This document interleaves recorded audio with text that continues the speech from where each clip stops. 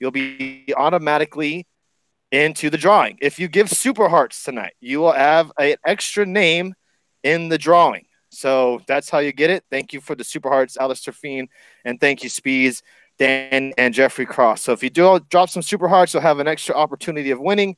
But if you at least hit the 1,000 mark on those hearts, everybody, you'll be in the entry for the giveaway on Everybody? Tuesday. Everybody. Well, except for you, Dave. I Oh, apologize. okay. People who are currently on the Get the Table staff are not allowed to be in this giveaway, obviously. So if you would like to get in, it's $50, folks. This is no joke. These are $50 gift cards. I will mail them to you. You probably won't get them, probably not till the end of the week, I would assume. But that's a one way to get on this, and we would really appreciate everybody's support. Jump over to the YouTube if you haven't, hit that subscribe button. We do appreciate everybody's support on here, regardless if you're not able to give Super Hearts or not. We do appreciate everybody coming in here and supporting our show. This past 2018 has been an unbelievable ride. We definitely gained more, I wouldn't say popularity, but more fans, more of a following. And we really do appreciate everybody who comes in here every night. If it's just trolling, talking shit to me, it's always fun to see you guys and names that we see often in here. Makes us feel good that we have a nice little following from everybody. So we do appreciate that. And let's jump right into some wrestling news because that's why everybody is here tonight. Impact Wrestling definitely hit some news this past week with the new channel that they have moved to. Everybody knows that Impact Wrestling for the past couple of weeks has been rumored to be moving channels from Pop TV. We've heard from WGN, we've heard Sci-Fi. What was the other one, Dave? True TV. True TV. We've heard all these channels thrown out at us that possible relocations for Impact Wrestling. And then they dropped the bombshell and said that they're moving to Pursuit Television or channel, if you want to call it. Now, wait. Go ahead. I'm sorry. Before we move on, everyone's first reaction when you heard Impact moves to Pursuit. Mine was like, what the fuck is Pursuit? Exactly. I'm not. It was just interesting to see. Out of all the channels, they picked Pursuit Channel. If you don't know much about it, it is an American television network that airs programming geared to hunting, fishing, shooting, and outdoor recreation. It is based in Glenwood, Alabama. It was launched a couple of years ago, about 10 years ago. It's currently available in over 45 million cable and satellite homes. It's on DirecTV, Dish Network, C-Band, not sure what that is, and Verizon. FSOs cable. or whatever. Yeah. It's not on my channel. I don't currently have it on my Spectrum channel, so I won't be able to watch Impact Wrestling. To know a little bit more info about it, let's see. There is a plus about it. An interesting take is who owns the channel. Yes, Anthem does own the channel. We are told Pursuit has already shown interest. Okay, here we go. Basically, what they're saying is if Impact wants to move from this channel into a different channel, they're more than welcome to. They says that obviously it's an easy move for the series to make, and should Impact find a more beneficial network home, they would have the ability to shift this series elsewhere. If it does happen, we are told Pursuit has already shown interest in carrying other Impact programming, including potential Explosion or a best of series. We have also been told the network is happy to have Impact, feeling that their audience demographic would also want to watch pro wrestling. But all that said, the network hasn't once promoted Impact is coming on their social media yet. Let's see what else. While Impact could have remained on Pop going into 2019, another reason Impact wanted to move the series as soon as possible was that the company realized that as Pop continues to rebrand themselves and shift programming around, Impact was going to become more and more troublesome for the network. The feeling was better to move on their own and retain the great relationship they had, opposed to getting a point where Pop would have to pull them. Let's see. Impact, while nothing has been announced, Impact will likely move to Fridays at 10 p.m. On the Fight Network in Canada to keep everything airing at the same time. So they're moving from Thursday to Friday. Impact realizes that the move to Pursuit will see them lose a portion of their former viewership. And while some in the company are spinning this as a positive, others are not as happy, feeling it was another step down downward in prestige. The company is working on potential ways for the Impact Wrestling Weekly series to be seen on digital platforms, but nothing has been worked out as it's writing. They may be better off just putting the episodes out online at this point. So, yeah, interesting. They moved from Pop TV to Pursuit Channel. I think they're losing, I'm not mistaken, about 30 million viewers in comparison from Pop to Pursuit. Wow. I did a lot of research too, so I like to be positive about Impact Wrestling, and they've done some really good moves these past couple of months. You got Homecoming, and I believe 2 weeks as well. Not a really good move. I'm not sure what other. Did you read the article? If I shared, if you're not, get on Twitter and check it out. I'll try to get on there real quick and check it out. It's just an interesting move. Out of all the places, Pursuit Channel. But maybe they were the ones who offered the most money, which, ironically enough, it's because look, well, at first, I agree. When you first hear about all those other networks, then it's Pursuit. And yes, Pop TV had was in 75 million homes. So you're actually losing homes you were in before. Right. But one thing that could be positive about this is that Anthem owns the channel. So that could actually, like you were saying, digital releases, that could change. Because imagine this. Okay, you got Pursuit. If you go get the GWN app and you can watch Impact episode the next day. Right. That's something the WWE Network doesn't even do, and they can't do. But with being owned and you own Pursuit, you have that right where you can say, okay, you can do it. Go release it on your global network and get more people to subscribe to it, and that would be very beneficial to that. Yeah, I see the article, Adam Bomb. I'm gonna have to read up on it, and we'll touch more of it. I was listening to PD's podcast because they talked about it last night, and they were saying what did PD say? He said they were all shocked, but he said he was kind of playing the whole company man a little bit, I think it's a good move because we're off of Pop. And we had to worry about what we could say and what we could do at Pop TV. Now, on this channel, it's a hunting channel. They kill stuff on there. So we'd probably be allowed, and now we just ask Ed, hey, Ed, can we do this? Sure. So maybe they can push and go even further than they could before. Now, what's interesting about this, too, in October, SmackDown moves to Fox. Yeah, there's a yeah. So they're already no, but that's interesting. They're not against it. There's other wrestling companies on Friday night as well, other than just Impact and SmackDown soon. We got MLW. I believe New Japan has shows on Friday as well. So Friday is becoming a big wrestling night, but also they're saying it looks like that. Say someone watches SmackDown, and then they're like, okay, and if they see Pursuit on, if they got the freaking channel, but you have wrestling nights to follow that at 10 o'clock if you want to watch more wrestling. So, it's interesting. I don't know if it's smart, but it's an interesting way to say, hey, if you're watching wrestling, now Impact's on. Maybe I'll watch that. So, that's an interesting way to look at it, but does someone want to sit there and watch 4 hours of wrestling? I don't know, but it's a better, I don't like the time slot being 10 o'clock, but I get it because they're on at 10 o'clock, and then you got SmackDown, and then at least it's a Friday night, and it's not like a Thursday night, where you're going up against football a part of the year. So, it makes sense to the point.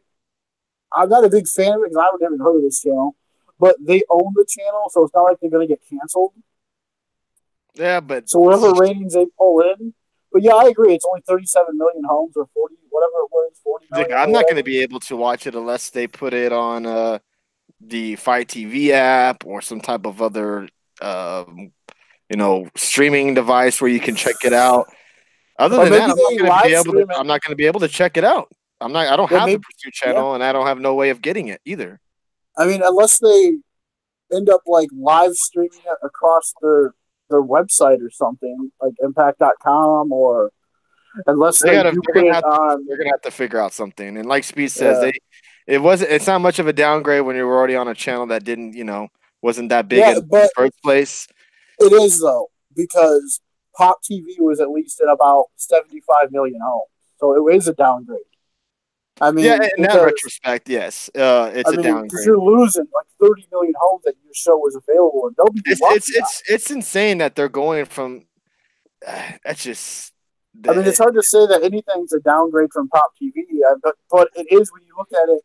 Look at how many channels are available in. I mean, none. When people were saying True TV, Sci-Fi, and all that, I mean, it actually was like, okay, this is really promising for this Impact now to really get on a good network and really put himself out there. And then, boom. I mean, PD said how it worked before with Spike. I'm not sure if this is how it's working with Pursuit, but he said before when you get on Spike, you either pay to be on there or they get all the, and you get to keep all your ad revenue, but, or they get to keep it.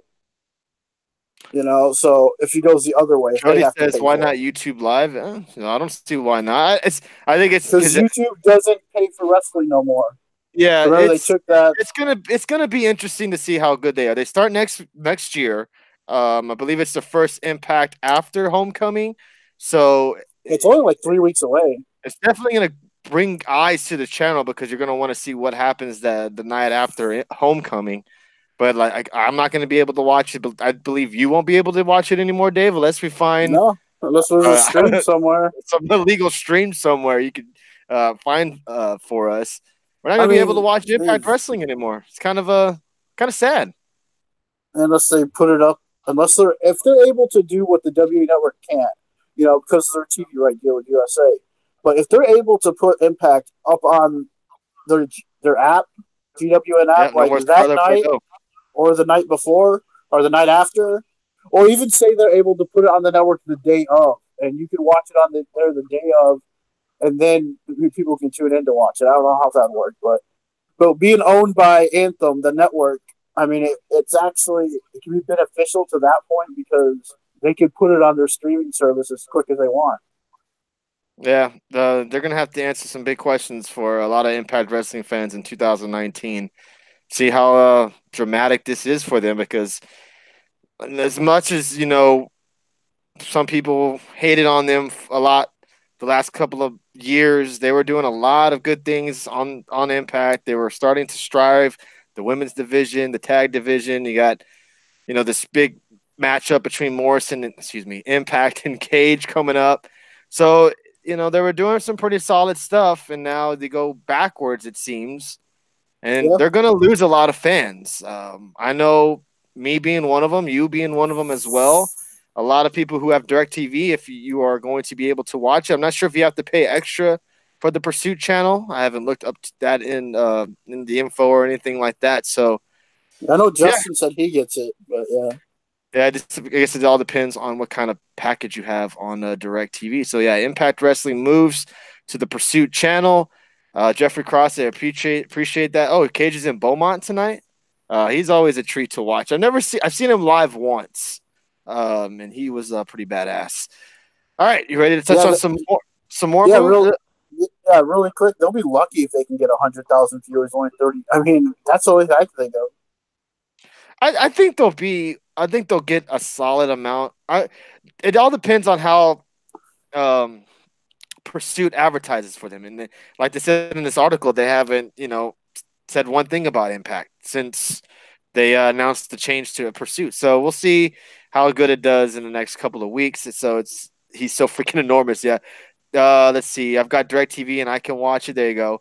Maybe it's just on a regular package deal. That's a bad move, but it may have been the only one available. That is true, Mitch. Like they said in the Yeah, article, they it seemed like they had their backs against the wall to where they didn't want to be a bother towards Pop TV because they knew that Pop was probably going to keep putting them in more and more shitty situations and time slots to where let's just go to a new yeah, channel.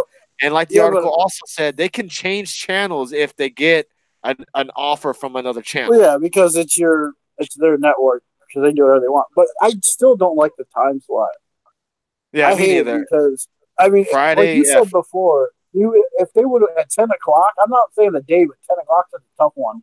But in general, like you said before, if they would have moved to like a Saturday or something, I mean, that would have even worked out because the 8 p.m. time slot is such a good time slot. I mean, they were doing decent on like 200, sometimes 300 when they were in the 8 o'clock on Pop. And now, I mean, I don't know what they're going to do on that. They were barely getting 100,000 viewers when they were at 10 o'clock on Pop. And now it's going to be like, I don't know. yeah. I'm actually kind of surprised that they went there. But Mitch said in the chat, they probably had no other choice, and they did what they had to do. So let's touch on the Young Bucks and the Cody situation. Apparently, Cody Rhodes and the Young Bucks turned down a lucrative WWE deal. The Cody Rhodes and the Young Bucks have reportedly turned down a massive contract by the WWE. It would have been in the seven-figure range from WWE, according to the Gospel, the Wrestling Observer. Fan of the favorite of the show, Dave Meltzer, reported that they were all offered main event money, but decided to decline the offer, which has led to much speculation about their future for 2019, given that they're also not involved with Ring of Honor anymore. The leading rumor is that Rhodes and Bucks are poised to launch a wrestling promotion, which is also rumored to be funded by its son of Jacksonville Jaguars, Shahid Khan. Chris Jericho and Jim Ross have also been linked to it, and there are many who feel a number of WWE superstars will jump ship if it takes off. So, your thoughts, Dave, on them turning down the deal? The Young Bucks also said that the big show, WrestleMania weekend with New Japan and ROH, that they will not be on. It's not. It is New Japan and ROH, correct? I want to be correct Yeah, on that. yeah. And that they said that they will not be on the show. But that could just be, them playing up to the part and them showing surprisingly that weekend. So take it for what it is. But your thoughts on this? I wouldn't be surprised if this story is bullshit just to make them look good with the anti WWE crowd. it, if you were the Young Bucks and Cody Rhodes and you were in the situation that they are right now, would you go all in, no pun intended, on the company that they're reportedly going with, All Elite Wrestling, or would you have gone with that seven-figure dollar deal from the WWE? I mean, they already had this planned out. It seems like, and if you're with your buddies, you're going to do something. You have a plan to start something up. Are you going to basically take a job somewhere else when you guys already had an? I'm sure they already had an agreement. This has been going in the works for a while. I'm sure, but I Absolutely. don't Now, think. Yeah, do you so I don't think think they're this is just going to do you jump think this ship. is a risk though? Because Of course, there is. Everything's a we're risk. not saying that Cody Rhodes and the Young Bucks cannot provide us a new gateway to wrestling. This could happen, and apparently it's going to happen. Do you think?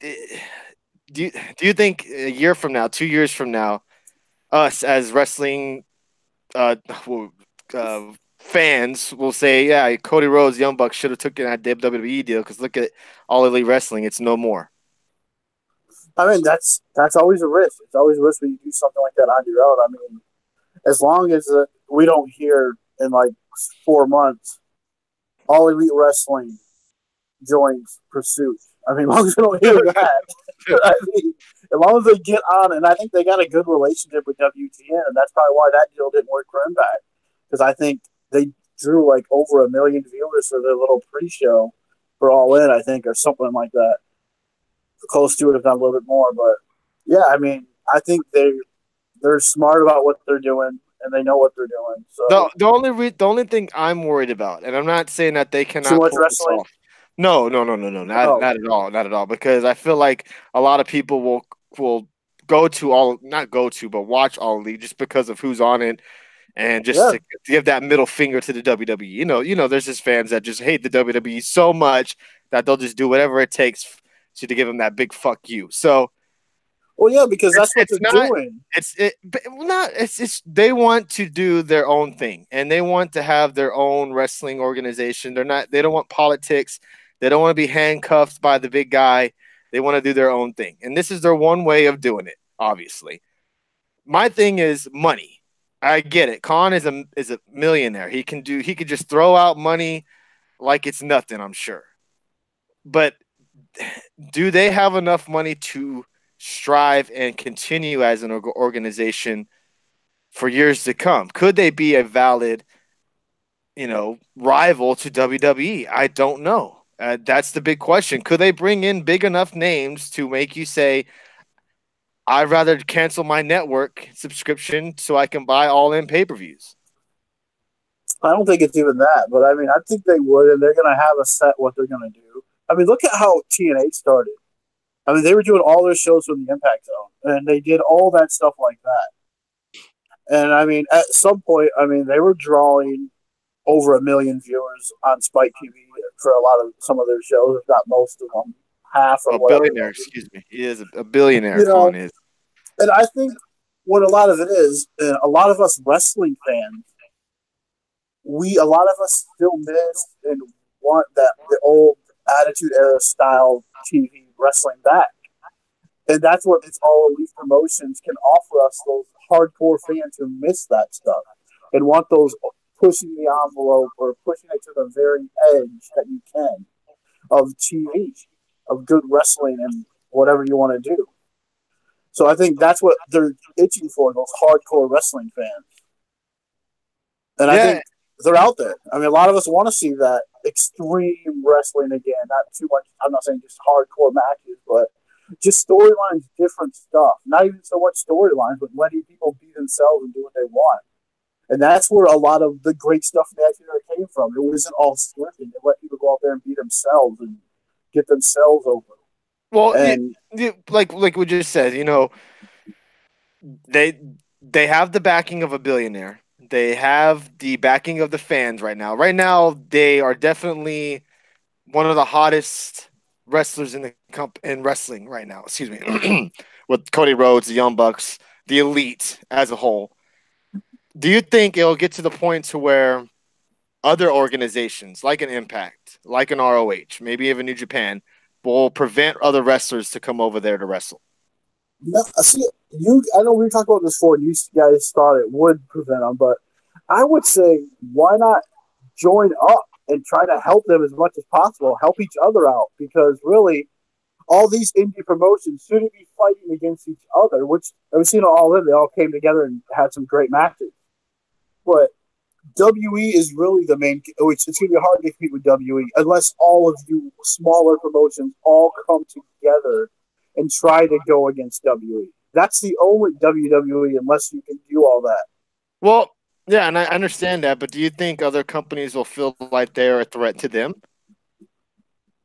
Not just, because you would have to think if they want to get, say, a Bushi come by or just name anybody from New Japan, and same thing with ROH. You know how Impact kind of cock block evolved and said, you're not going to get LAX. Well, because of why? Because they're owned by WWE. Yeah. Right. Well, they're kind of a sister company to WWE at the moment. Yeah. And I wonder if it gets to that point to where they'll say, no, we don't want him to come over there. We want him just to be on our show. That's what I'm interested in seeing what's going to happen. Impact has already made where they gave the Hardys the Broken Universe and let them use that name. And they're letting every other wrestler take their names that they make and use them wherever they want. And that's how they're doing that. Even Impact has working relationships with Lucha Underground now, and before they said that Lucha Underground said they would never work with Impact or TNA Wrestling, but now it's different ownership. But now Impact is working and bringing other companies onto their service they have, and they're working with a bunch of different promotions around the world.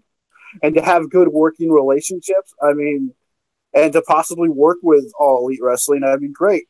And the reason I think this could work, it's not a bunch of businessmen in the office making these decisions. It's wrestlers. Okay, so that's why you're going to get that. I do wonder who they would bring in as like head of writers. I know they've already said Jim Ross has already kind of been rumored, but I wonder who else. Anyone but Russo. Russo, Jim Cornette. No. I really don't see how this is any different from what ROH has been doing. I kind of agree with you on that. the thing people don't realize that AEW could build around Bucks, Cody, Omega, in their respective divisions. Okay, what is NWA going to do? Billy has a plan.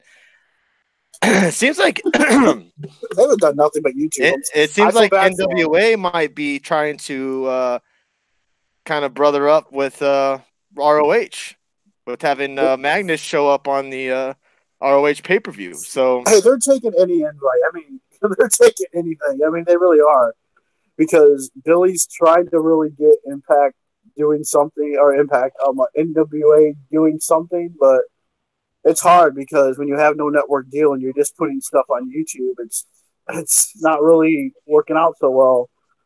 And so that's why you're going to ROH, you're going to All Elite Wrestling, or All In to have a championship match and have Cody go over, and then you have him come in and lose the title right away. But yeah, I mean, it works for them to come in and go try get on these other promotions to help get his title over. Because he even did an appearance before it was the other guy who was a champion. They even did an appearance on Tommy Dreamer's House of Hardcore.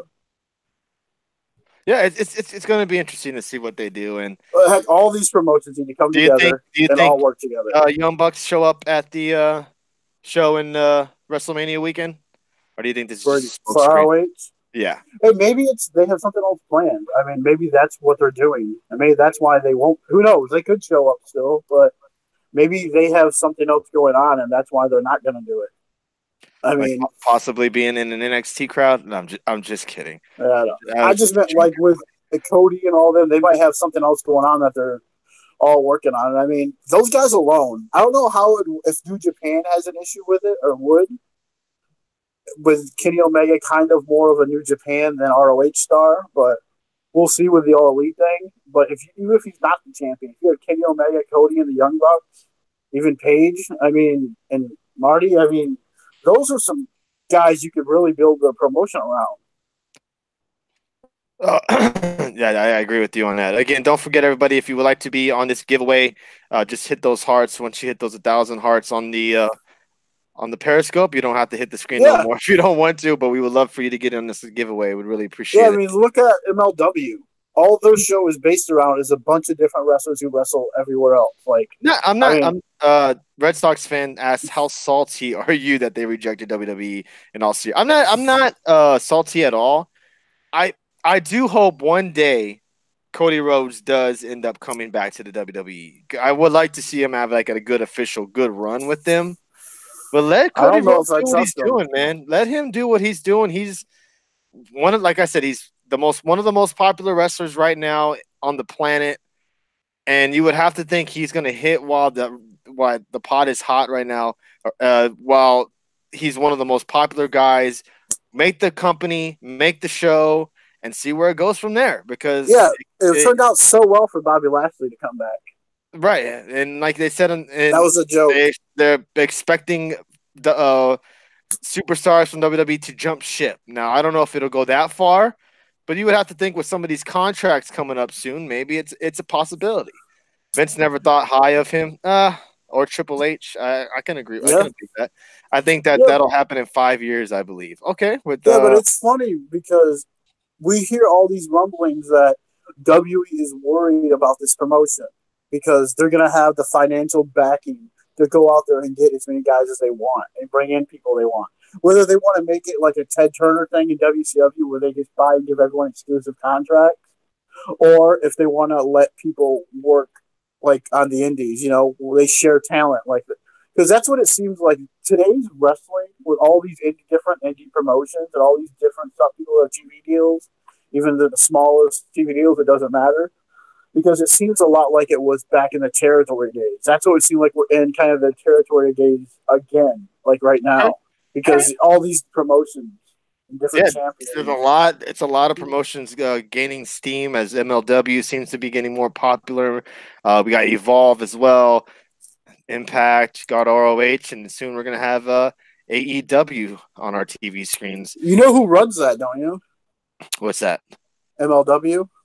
I can't think of the guy's name. Court. He's Court Bauer, the same guy who is in charge of the MLW podcast with like Pritchard and all them. Yeah, I couldn't think. I knew it was either him or Gabe, but I think Gabe is Evolve, correct? Yeah, yeah. Yeah, guys want their creativity, like Dave was saying. They don't want to be handcuffed or go there and be promised something, and then you go and get treated like Bobby Lashley. So Yeah. I can understand why a lot of people would go to All Elite, seeing that it's Cody, it's the Young Bucks. It's probably going to be a little Yep. bit more freedom there, a little bit more of input of your own on there. You won't A be, little more impact. you won't be bending over and slapping your ass towards the crowd. A lot being probably taken more serious over there. So Yeah, I I'm mean, not going to dog them imagine. for this. Yeah, imagine if they're allowed to take other wrestlers because the WWE has all their wrestlers under exclusive contract. They can't work anywhere else unless it's Evolve. But I mean, really, they can't work anywhere else. But imagine with the All Elite promotion, all these other promotions, they share talent. I mean, Yeah. that's what the territory days were. I Yep. mean, this is when you would have Ric Flair coming down to Texas to wrestle with Van Erich. I mean, Let's see. that's Let's when go you. to the chat. Somehow I Okay. think Dustin is done with wrestling. I believe he is, but there are a lot of people are saying maybe Goldust goes to All Elite. Helps with the head writing there. He did say he wouldn't miss next year's show.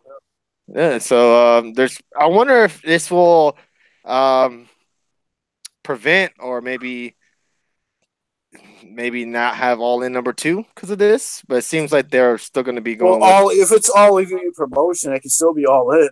That is very true. Thank you, Dr. Hughes, for those super hearts. Appreciate that. Keep doing that hard work, man, over there with the gaming stuff. Was watching you earlier. Good stuff over there. Um, let's go to some interesting comments made by everyone's favorite Eric Bischoff, follower of the show, I believe follower of the Dr. Hughes show as well. Made some interesting comments about the man, Becky Lynch, Oh boy. and was on I'm not sure where he said this on, but he's basically said what a lot of people have been saying on Twitter that are I almost said Becky Man fans, Becky Lynch fans, and that is, yes, they've already trademarked All In too. They've trademarked a lot of stuff already, getting ready for that stuff. Eric Bischoff was full praise of the man Becky Lynch and discussed why he feels she is the next Stone Cold Steve Austin. He said, I'm more of a Becky Lynch fan right now than I have been of anybody in the last 15 years. It's because about 2 weeks ago, I've been noticing her social media tweets, the messages she was putting out. If she was somebody writing them for her, if she has somebody writing them for her, I want to know who that person is because they are a really smart writer. If she doesn't have somebody writing the tweets for her and she's doing it herself, she's going to be the next Stone Cold for WWE because she is a believable character. Forget about what I've seen on television. I'm not discarding it, but setting it aside, her ability to capture my imagination on social media was profound. I mean, I went, whoa, she's got it. She's becoming so believable and unique, and you can't teach that. Yeah, I saw his tweet on that, Adam Bomb. What is your thoughts on that? I highly disagree with him about the comparison to Stone Cold because Stone Cold Steve Austin. And I know a lot of you guys weren't maybe fans back when Stone Cold was in his heyday. There was no other man like a Stone Cold that got the type of reaction Okay. that he got from fans on a weekly and nightly basis. Okay, I If don't think that's what he's saying. I mean, I get what he's saying, but you can't compare the two because if you're going to compare her to Stone Cold, you got to compare everything about her towards him. Um, I think he's comparing her character to Stone Cold because Stone Cold was a great character, and this Becky Lynch right now is a great character that she's playing. This character is so good because it's not. She's not really doing like, oh, I'm this person on TV, but I'm so nice and retweet everyone on Twitter. She's staying in character on Twitter too. Okay, I could give you that, but And she's done. I mean, I like what she's doing. I think the character she's making. I see the comparison because people also compared it to like a CM Punk pipe bomb thing, and like what she did with everything when she's just saying whatever she wants. But yeah, I mean, I don't have no problem with him saying it. He knows more about wrestling than I do. he knows more about wrestling than all of us. But it just seems like such a stretch to compare her to Stone Cold, in my opinion. Now, is she getting that type of buzz? Sure. The whole reason why we're talking about Becky Lynch, it seems like, was because of the bloody nose. If that was never to happen, I don't think we're talking about her compared to Stone Cold, because that's what made everybody start comparing her to Stone Cold.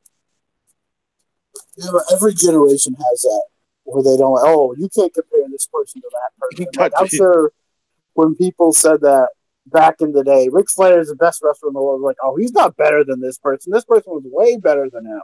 Bruno was so much better than Ric Flair or someone else, And then now today, people consider Ric Flair is the best wrestler ever. I know. It's just funny. Why compare her to Stone Cold out of all the wrestlers? What's the comparison there? Because she's a badass in her eyes, or because she's good at promos, or I don't. That's what I'm saying. Why? What is the comparison between the two, other than her getting bloodied up and kicking ass still? I think it's because she's the way she's changing. She's changing everything. Like how Stone Cold just it changed ever since that King of the Ring, when he said all that, everything just changed and it blew up from there. Everyone started becoming like even bigger Becky fans, just like the same way with Stone Cold. I think a lot of it. That's the comparison, but I can understand people not liking the comparison because to me she's lost a lot of steam.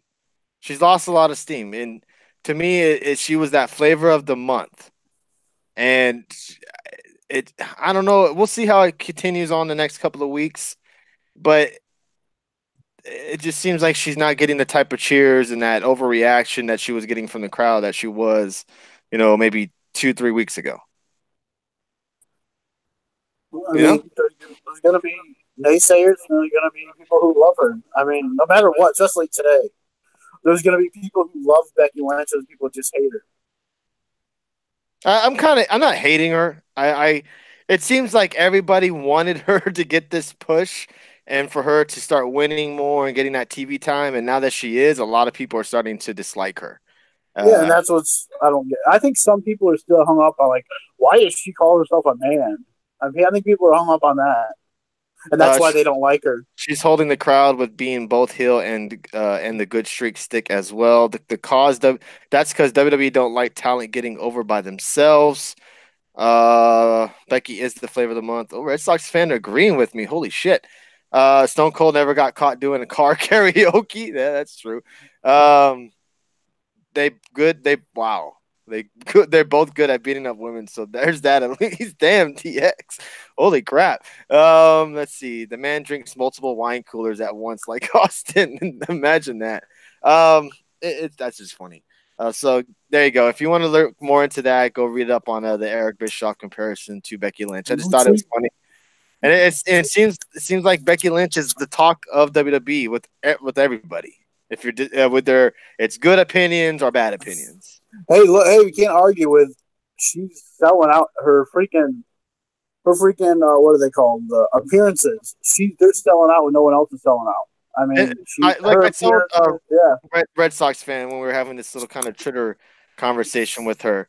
Let's see how she is next month and the month after that and the month after that. If she's still getting that crowd behind her and she's still getting that momentum going, we'll see how it is. Because right now, I feel like once she gets this title shot, apparently against Asuka at Royal Rumble, and if she doesn't win it doesn't win the Royal Rumble itself, I can feel she going down on a downslide if the rumor of the WrestleMania is going to happen. I hope she doesn't win it. Honestly, I want Asuka to keep going with it, but like you guys told me, she was the only one to sell out her appearance at the Rumble weekend or whatever. Well, she sold out in record-breaking time. But, I'm sure others sold out eventually, but she sold out in I think 60, 90 seconds, something like that. So, yeah, of course, she's, like I said, she's the flavor of the month. Let's see how this goes a month from now, 2 months from now. Let's see how we're talking about Becky Lynch by WrestleMania time. Okay, does she sell out quickly at the WrestleMania weekend? for the little access match. That's the question right there. Let's see if she still has that And momentum and popularity going into that show. If she does fill out the WrestleMania weekend, will you say she's still just a flavor of the month? I will take back everything I said. If she's still getting that momentum by next month, I will drop that and say that she's one of the top in WWE right now. Right now, I'm I still think kind we of said like on the kind of iffy on it right now. yeah, because like 6 months ago we were all saying, "Man, Becky Lynch really deserves another title shot. She deserves another run to be. She's getting overshadowed by the other three girls." And it's like, and now she's finally getting, like you said, finally getting the opportunity and the push behind her right now. And now seems like the fans who wanted her to succeed now they hate her. They don't want her to do it no more. Right. They're all cheering Ronda Rousey. Or Charlotte, or maybe even Asuka, maybe. So Finn Balor news, everybody. As you can see in the little TV screen right there, we got Finn Balor push. And this isn't a joke. Finn Balor to reportedly receive push on Monday Night Raw. Former WWE Universal Champion Finn Balor will reportedly be receiving a push very soon. According to the gospel, everybody's favorite Dave Meltzer, the Irishman's push will last a little while and will factor into the fresh start WWE announced on Raw this week. Obviously, Vince McMahon announced a fresh start of Raw and SmackDown Live with himself alongside Shane and Stephanie and Triple H being in charge of both shows. So, been kind of talking about it this past couple of weeks about how he's been treated on Raw. He's on a little bit of a winning streak, regardless of how he's getting these wins. He's been going over a lot lately with Drew McIntyre and stuff like that. How credible do you think this is going to be, Dave, or do you think this is just hogwash? No, it's the end of the year. It's Christmas, so I'm predicting for Raw right now. I'm predicting that he's probably going to win on that triple threat match on Christmas Eve. So, yeah, I mean, Finn Balor's probably going to save Christmas, and then there's his push. Yeah.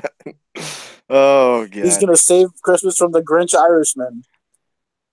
It's going to be interesting to see how they play off this Finn Balor push. And yes, I know I'm the jinx, the Finn Balor of 2018. They were pushing him, it seemingly was looking like at the beginning of 2018 after WrestleMania. And then after that, it just seemed to be a shitstorm for Finn Balor. And now lately, like we kind of just touched on right now, that they are pushing him a bit. Not sure why it took them this long. Because they need help. I'm a big advocate for Finn Balor to go to 205 Live, but if they're going to give him a proper push and maybe treat him like the legit wrestler that he is, and he can put on some damn good matches, everybody. We know how good Finn Balor is. He doesn't need to be dressed up as a demon to be put over. He's good in that ring. He can throw out a good promo.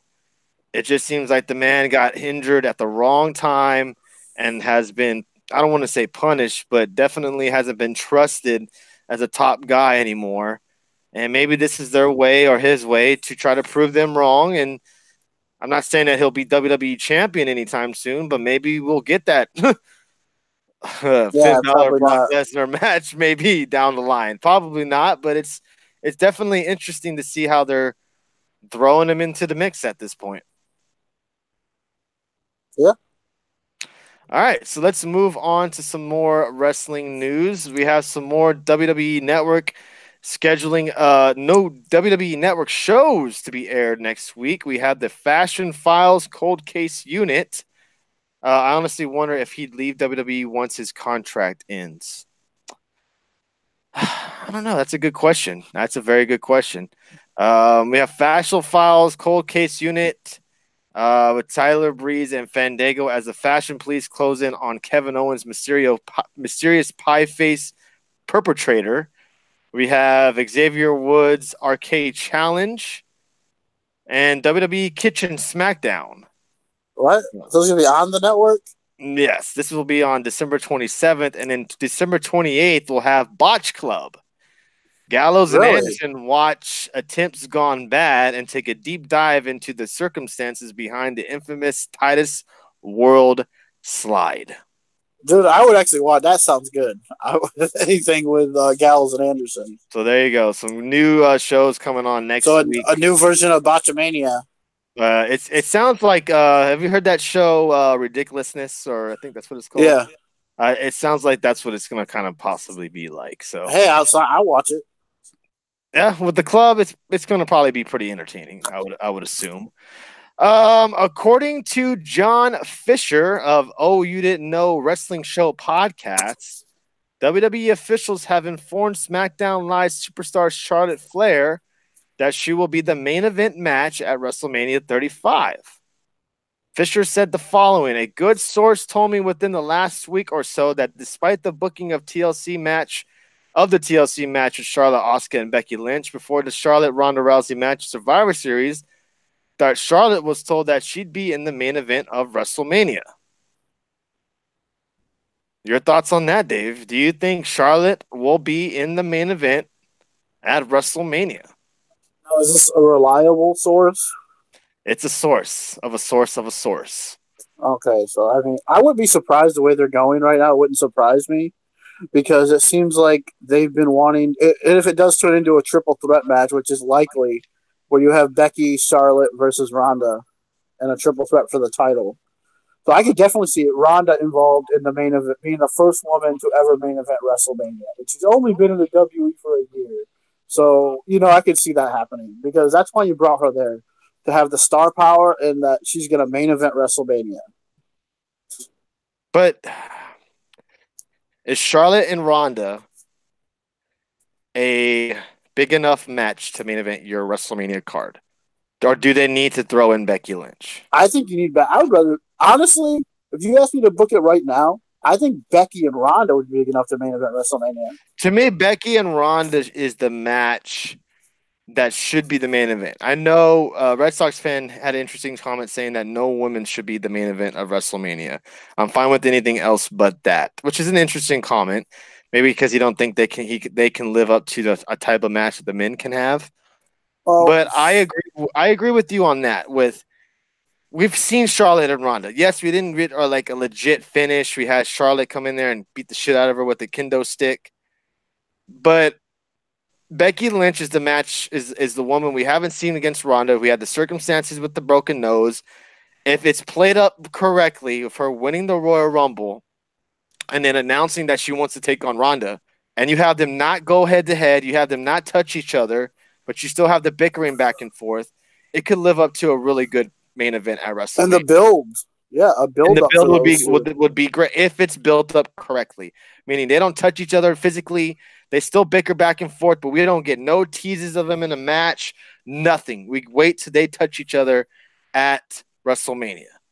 Will it go that route? Probably not. And Adam Bomb said the only reason why Charlotte is going to main event WrestleMania for one reason and one reason only is because of her last name. Can you agree with that? I don't agree with that. No. Because I think I hate when people do that though. They say, "Oh, so and so is only in the WWE because of their father," and that's it. I mean, she's worked. I think Charlotte's worked really hard. Same with Natty, and same with all the other women have to deal with the second generation or third generation names. I mean, I think they deserve the spots they're in. I mean, yeah, did it help? Yeah, but she still has to go out there and perform and get over with the crowd and do all this and go out there and do everything. So I don't think that's the only reason. Yeah, Charlotte's a name, and she's made herself a name when she came up. She could have bombed and not worked out on the main roster. I mean, it's happened for people before. Okay, we can't disregard the hard work and all that stuff that Charlotte has done since she's been brought up. She's kicked ass and she's done a lot. She's had a lot of good matches, possibly even match of the year candidates, and she's busted her ass. We'll give you that, and I can't disagree with you on that. She's definitely proved herself in that ring, but you cannot tell me, Dave, that a part of a little bit of why she's getting the type of pushes that she's got, why she's got the multiple title reigns already, is because of her name. You cannot tell me that she's gotten. I think the blonde hair helps too, because Vince loves blondes. Okay, but you gotta say that Flair is a well-known last name, It's known by everyone that's a wrestling fan. Even if you're not a wrestling fan, you know who Ric Flair is. So you cannot tell me that you put Charlotte Flair, the daughter of Ric Flair, they're gonna play that up at WrestleMania. Oh yeah, they have been a lot. But I'm just saying, yeah, that works. But I'm just saying it's not only because of her last name or where she's at. Which It's that not was the only. comment. I don't. Maybe I could have read the comment wrong, but because saying it like, oh, it's the only reason she's going to maybe WrestleMania because her dad is Ric Flair. Adam Bomb says she's worked hard, but Charlotte has ripped off everything of her father's. That's why I'm saying it. Okay, I can agree with that. I mean, she's basically Ric Flair 2.0. I've never seen her dad do a moonsault off. Well, I was going to say, but a bit more athletic, of course. If she didn't wear the robes and have the same theme, I wouldn't be that upset. Okay, I could. That's a valid point. Again, don't forget everybody if you want to get on this giveaway, everyone. Please. What about Natalya? Hit those. Oh well, Natalya. Come on now, that's kind of hard to compare the two. I get it that she does the exact same thing. Yeah, okay, all right. I mean, she Natty Neidhart. She uses her dad's last name. She uses her uncle, and more people know the music as Bret Hart's music. He uses the sharpshooter as a finisher. It's the exact same thing as Charlotte does. She comes out dressed just like Bret used to come out dressed. Bret Sox fan puts Brooke Hogan would have gotten a massive push if she got into the wrestling business. So. She did, kind of. Oh my god. Oh, that would be horrible. I think OBS is kind of freaking up. It's really a delay. So I may restart the stream, everybody, without the OBS. So I hope it's okay with y'all. So I'm gonna probably end the show and restart it because I can really tell frames are dropping, and it was giving me issues earlier. So I'm gonna do that and restart it. If you're on the YouTube, you'll still be live with us. Give me about 1 minute, everybody, and we'll be right back. Ah, damn it. All right. Yeah. I could tell it was messing up. All right, so let me do this. Stop stream. Unplug the mic. Dave, talk. Yeah. Can you hear me? Yeah, I can hear you good. I'm just going to have to go live the old-fashioned way. Yeah, but like I said, I think if you're going to compare Charlotte doing that, I think you said anything about Natty.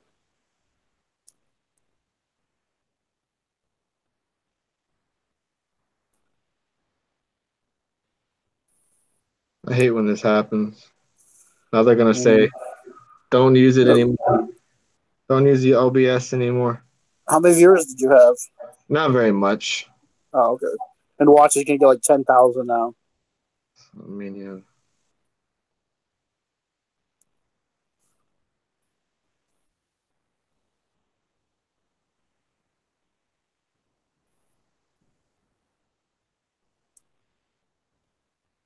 All right.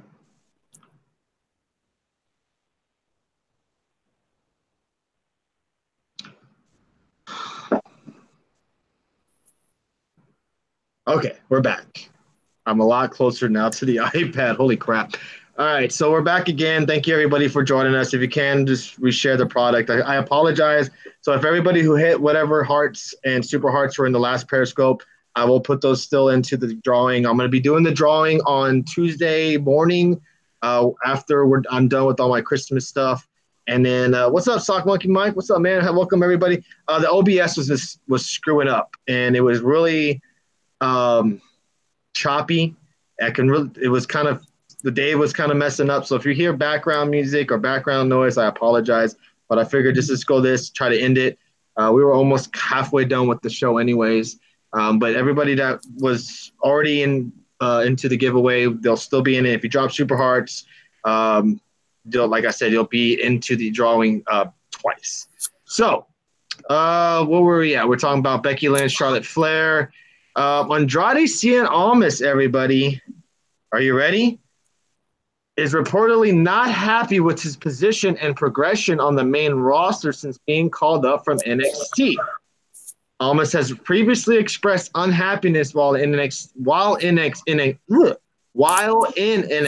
There we go. But things picked up when he got a main event push and then transitioned to SmackDown Live roster. But creative haven't done much with him lately. which is a source of frustration for the former NXT champion. In addition, everyone's favorite Dave Meltzer recently noted that international star Rush is not interested in signing with WWE because he knows how unhappy his friend Almas is right now. Wow. And we've been touching on this, that Cien has not been used lately on WWE. He's been, hasn't even been when he was on this past week. Hey, what's up, Architect? He was on this past week and hasn't been really shown it. My cats are playing with some. I have to get it. So your thoughts, Dave, on Dave Meltzer's little news here? I'm not surprised because he's not really being used at all. So, I mean, why would he be happy? I mean, if they they want guys who love WWE and doesn't care what they're doing, like a Zack Ryder. He doesn't care where he's at. So, I mean, it's like someone like Almas who does care his position, he feels like he's not being used. And he's not. And if he probably is going to be stuck in that contract for a while. Or he might have to pull a Neville and just sit out. It's weird because you had him come up with so much momentum. He's had some really good matches on the card with Daniel Bryan, with AJ Styles, and then you just kind of set him in the back seat and just kind of forgot about him. And it seems like they don't really know what to do with him. We got Rey Mysterio on the show now, and you don't even have those two guys feuding. Like, there you go. How about that? You don't even have them feuding. So it's the new Daniel Bryan. I gotta remember it. It's just weird. Do they not trust Cien Almas? He can put on a damn good match, seemingly blindfolded. It's just they don't give him that type of push. What do you think that they need to do with Cien Almas? You right? I don't know. I mean, I don't know what they can do because SmackDown is so tight right now anyway with only 2 hours.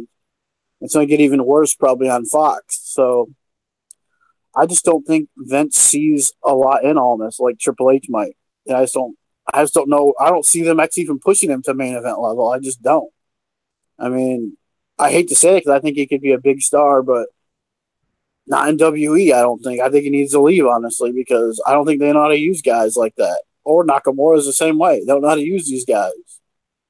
No, I do not know who Rush is, our Red Sox fan, and I won't lie and say that I do. So, yeah, possible frustrations from Andrade Cien Almas. Hopefully that ends soon because I would like him to have actually a good run in the WWE, especially on the main roster. We were so excited to see him finally get moved up. He got moved up in the right way, and it just seems like he's just fallen stale. And I don't know. I'm not really sure why. And hopefully that changes very soon. Let's go to, we touched on that already. Shane McMahon news, everybody. Almost can speak English and no main roster equal no main rosters. Yeah, it's kind of with the Nakamura. I wouldn't be surprised if he left the company. Go on YouTube. You won't be disappointed. I'll definitely go check that out, Red Sox fan. Appreciate that. Red Sox fan being nice tonight. It must be because it's Christmas time. Really appreciate that, my man. All right, Shane McMahon heel turn reportedly canceled following Vince McMahon's announcement. Thank you, Danny, for the super hearts, man. Appreciate that, dude. Your stuff is on the way, my friend. Impending heel turn of SmackDown Live Commissioner Shane McMahon has reportedly been canceled following the announcement that the entire McMahon family will run both Raw and SmackDown, according to everyone's favorite Dave Meltzer. The turn, which began at Crown Jewel, was canceled but didn't specifically said why. It is possible that the company don't want Shane to be perceived as a heel with his sister Stephanie and Triple H already being hated by the crowd. McMahon's heel turn began at the Crown Jewel event when he won the Best in the World tournament and was developed further with his recent storyline with The Miz. This week on Raw, Vince announced that the new era in WWE with himself, Shane and Stephanie, and Triple H running both shows on the main roster. So, Dave, my question to you, does Shane McMahon have a match at WrestleMania? I would still say yes, but because if all the McMahons are on Raw, there's only room for one McMahon heel, and that's Vince McMahon. So, I mean, he's the only heel that everyone wants. But yeah, I don't think a lot of people are too disappointed that this Shane thing is done because they don't really want to see it. Who knows? It could be Miz and Shane as a tag team at WrestleMania. Oh God! No, we Because did Vince get did that. say, Vince did say you go out there and win to the Miz on SmackDown last week. That I'll think about it or whatever, and he won. And he also said they also on SmackDown this week. And please, no spoilers in the chat room. I know a lot of people probably have already read the spoilers for SmackDown. I've already saw some people post. I don't get that. Why would you do that? Post spoilers on Twitter, congratulating a certain wrestler. I'm not going to get into it. We kind of know who it is.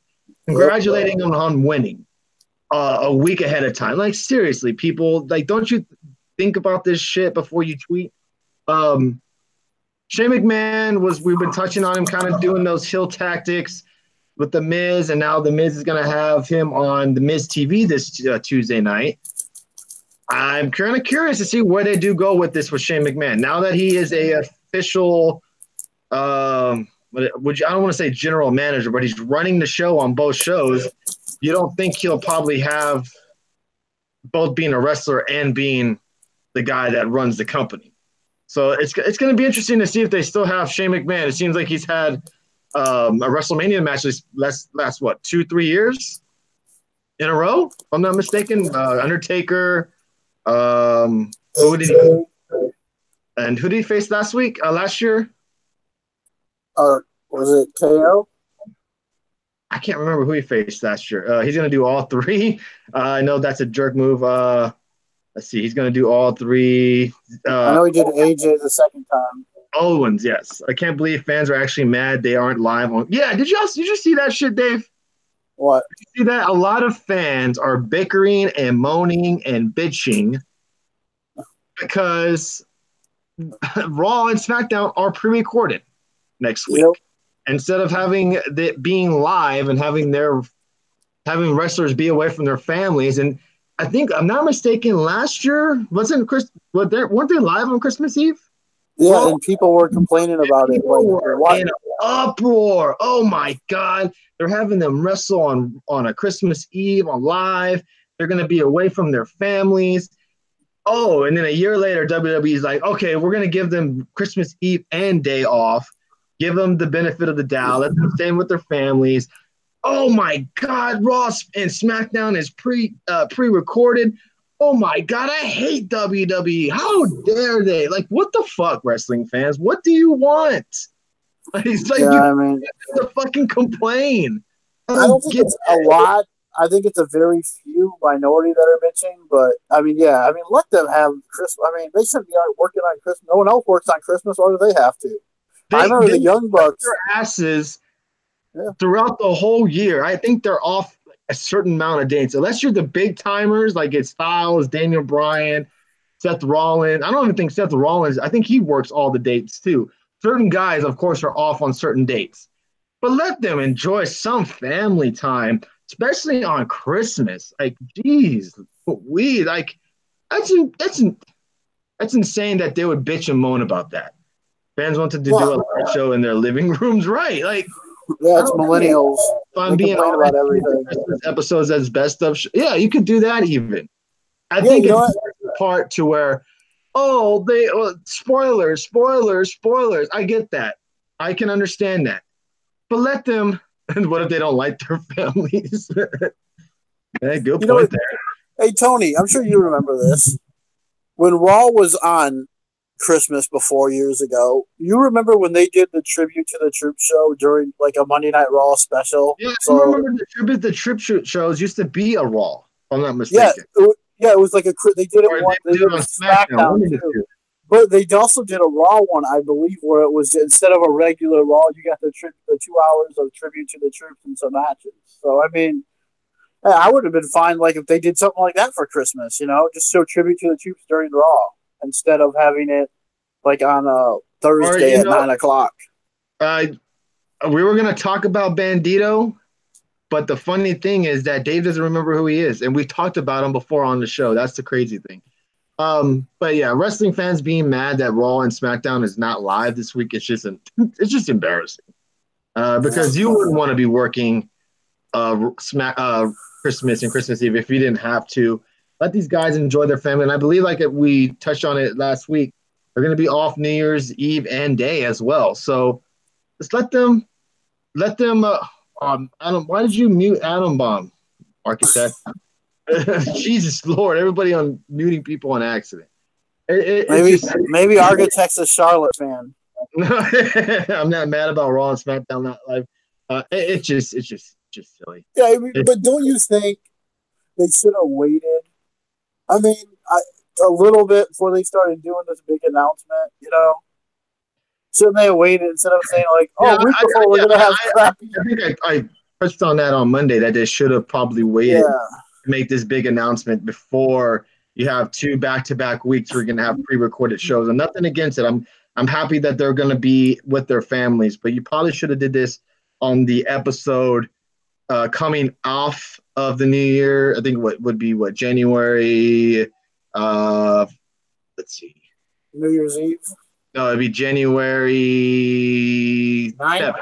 January 7th. I think that's the night of the national championship game. You promote the big change that Vince McMahon is going to be on the show.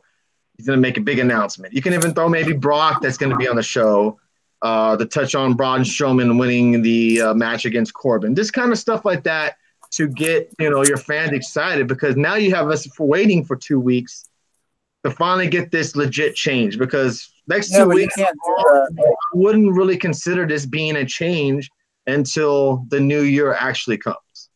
Yeah, in today's world, you can't make someone wait 2 weeks. Because, fans were already fans already wanted change the night they announced it on Raw. They wanted something. Yeah, so did I. But I can understand. You got to give it some time to actually get them to invest into storylines, into some rivalries, and then we'll get into it. Once January 7th comes, that's when you should be pretty critical on Raw, because they should already have some changes. I think they did good on SmackDown because they gave you more of an idea of what it's going to be like. You're going to have a McMahon family locker room. Vince McMahon's on SmackDown. That was like, wow, no one saw that coming. At least I did anyway. And stuff like that. I like that idea. The women's gauntlet match, which was different, but still. It was a 2-hour show, too. Or a 6-hour show. How would you do it? As in Raw? That's a good question, but it would take some actual real thinking to how would you better a Raw show? And I think Speeds touched on this on Thursday or maybe Monday night when they had Jimmy Jacobs was touching on how hard writing a Raw is. Like it is. He said they turn it in on Saturday. There's all types of changes until that actual Raw, and I can understand that. It's a tough gig and it's not easy. I can understand that, but it doesn't mean that we can't be critical on Raw when it's absolute shit. All right. And, I agree. To hear what you're saying, we were getting the last couple of weeks was shit, and for them to absolutely have to do this change, they knew what they were giving the fans was shit. So let's let this change happen. Let's see what happens. How I would do it? I would have Brock on the show a little bit more. I think having Brock on the show a little bit more would help a little bit gain some interest on the show. How funny or how cool, I remember when Brock was on Raw, like throughout the whole show, and it was like he didn't give a fuck, and he was reading the newspaper or whatever magazines, and even though he wasn't really doing anything, it was still pretty entertaining. Am I right? Yeah, but I'll give you a quick answer to what I would do to change. Enough of this stupid humor you like to throw at us. I mean, these stupid little pee jokes, these other little stupid stuff. This is your life crap. Give us what we know it is. We know wrestling is basically reality-based TV. So give us more realism stuff instead of all this stupid sketches and stuff. Give us some wrestling. Give us some storylines, yes. But you don't need all these stupid little bits they got. I mean, most of us who've been watching this for years, we watched it for a lot of the good storytelling, yes, and people who can cut promos and do something decent. Cut a lot of that out too. Yeah, and Red Sox fan makes a good point. And when this is not a dig at Roman Reigns at all. So all you Roman Reigns fans in here, we're not making no kind of negative comment towards him. But WWE did put all their eggs in one basket with Roman Reigns. For the last, 5-6 years, Roman Reigns was the guy that they were pushing as the next big John Cena. Like Roman Reigns was supposed to be John Cena. And they did it to so much to where they just kind of lost base with the other wrestlers in the back, like a Rollins, like an Ambrose. Daniel Bryan. Seth Rollins is not a star. As much as he's not, Seth Rollins is not Roman Reigns level. No, he's but not. All three of those guys were the only thing that Raw was all about for like. It's all about the Shield. I can understand. I understand you that, but is Seth Rollins? Can Seth Rollins is your champ? Would he bring in more ratings, or the same ratings? That's what I don't think. I don't know if Rollins is a top guy. Is what I'm trying to say. Texas Kid is about to block you. Texas. I don't think Texas Kid in here. If he was in here, he would have an aneurysm. I just don't see it because if he's an overrated. Go ahead. He hasn't gotten that type. Remember when he was the cream of the crop? Everybody, the heel Rollins, the laugh, everything. Raw was all about Rollins. That's when he was a star. This Rollins, I just don't see it. I don't feel it. When we had that heel Rollins, this is definitely shooting the shit tonight. We're all over the place. That Rollins that we got, I don't know how long ago it was, with the Stooges and the Authority. That man was untouchable. Seriously. That was so bad, though. This Rollins, I don't know. Like, remember the pop Rollins got when he defeated Roman Reigns and won that title? Do you remember that? That was the only reason. To be fair, the only reason he got that pop is because Roman Reigns didn't win. I don't know if that. I'm sure it was some of that, but to say it was all because of that, I don't see it. Rollins was one of the top guys, top heels at the time in the WWE. Yeah, that was because of Triple H. I don't know, man. It's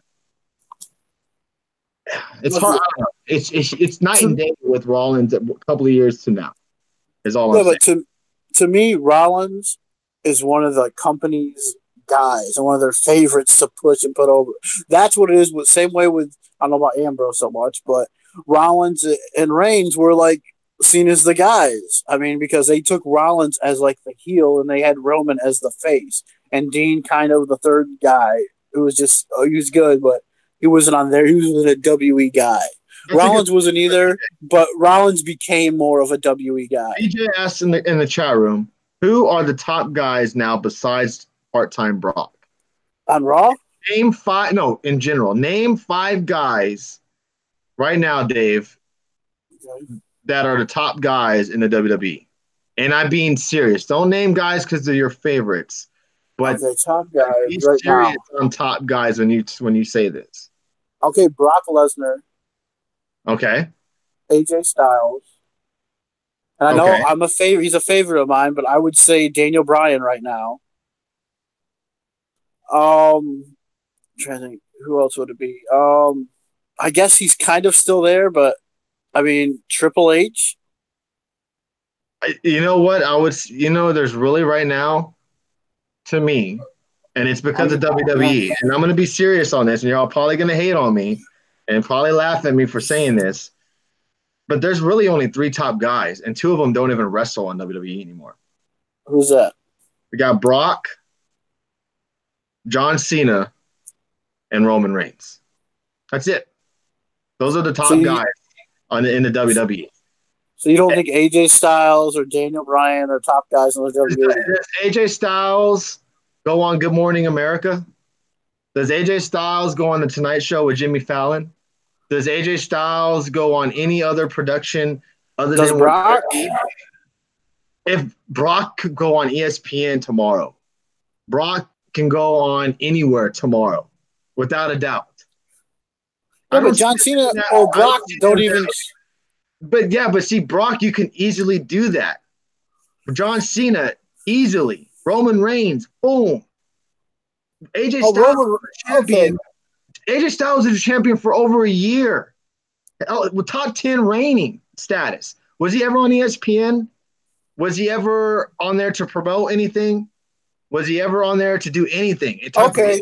Do nothing. If you want to go draws. This is not a negative bash on Styles or Daniel Bryan, because we all know how great those two guys are. Everybody in the chatting room knows how great they are, but they're not treated like top guys, is what I'm saying. They're not treated like they are top guys. So what about Ronda Rousey? I would put her there, yeah. Only so you're just saying, so you're not saying top draw. Flair there too.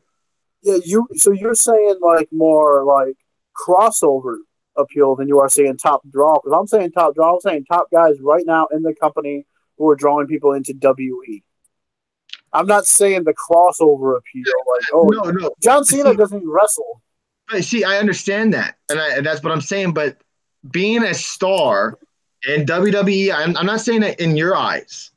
In WWE eyes, they're all about that crossover. Can this guy go on to Tonight Show and talk and get them to want to watch wrestling? Or Roman Reigns going on Good Morning America the morning after he won the show or won the belt. Same thing with Charlotte. Charlotte, same night, flew on a private jet or whatever with Roman Reigns to be on Good Morning America the next day.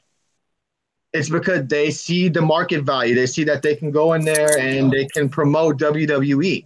They haven't done that with anyone else other than Roman Reigns and Charlotte. Why would they go to Good Morning America? After they won, I think it was NBC.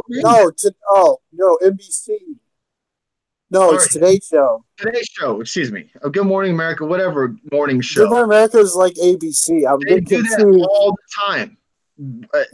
Alexa Bliss is not a top star, in my opinion. They don't treat her like that. Yeah, but the only reason... Go ahead. Finish. The only reason they go to NBC's Today Show is because NBC Universal owns the USA Network.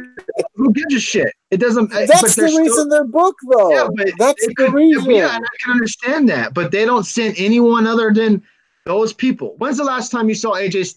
Has AJ Styles ever been on the Tonight Show? I don't watch the Tonight Show. Mankind was on the Tonight Show years ago. Big show, just to promote WrestleMania. Austin was the champ around WrestleMania time. He was on all these TV shows, all these morning shows to promote WrestleMania. Yeah, because wrestling was a different time. But you don't see that done with anyone else. Yeah, no wrestlers have been on SNL either since The Rock. But I understand that. But in WWE's eyes, if you're a true big-time star, to me, to be on other TV shows is how they see you as a big-time star. Yeah, but you're getting booked on shows that the network owns your channel. That doesn't matter, though. It does matter, though. But they're on all the other shows, too. ESPN. Like what? They're on, all these other late-night TV shows.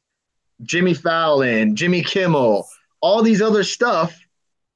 But you don't see that done with anyone else. When Daniel Bryan was white fucking hot, was he ever on any other shows? Was he on Good Morning? I'm sorry, I keep saying Good Morning America. But was he on Today's Show? Was he on The Tonight Show? Was he on Jimmy Kimmel? Was he on whoever else was on at CBS at the time? The Miz even. They treat him kind of like a star. He's doing other TV shows. He's doing all this. He has his own fucking TV show. So I mean, it's just a different way that WWE sees stars, in their opinion, or big time guys. See, I see this differently because you're saying that it's the people they're booking on their own network. That basically NBC is saying, "Oh, we want these guys to come on this show." I mean, that's what it is. I mean, it's their own network. I mean, it's not like. But they could easily deal with anyone else. That's what I'm saying. But they're not because no one wants wrestlers. No one wants to have wrestlers, or a lot of people don't look at it like that. They look at wrestlers. They don't want wrestlers. Yeah, Jimmy Fallon, because NBC is always big about they're trying to help them promote WrestleMania and all that. Hold on, I'm trying to get to the chat room because they said there's some good comments in here. Daniel Bryan never did a Tonight Show with his Yes movement. It's because they've had the same talent ladder for 3 to 5 years and nobody has been pushed.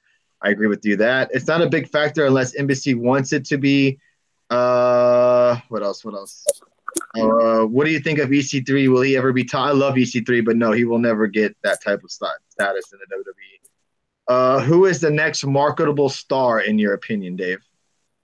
Right now, marketable star right now.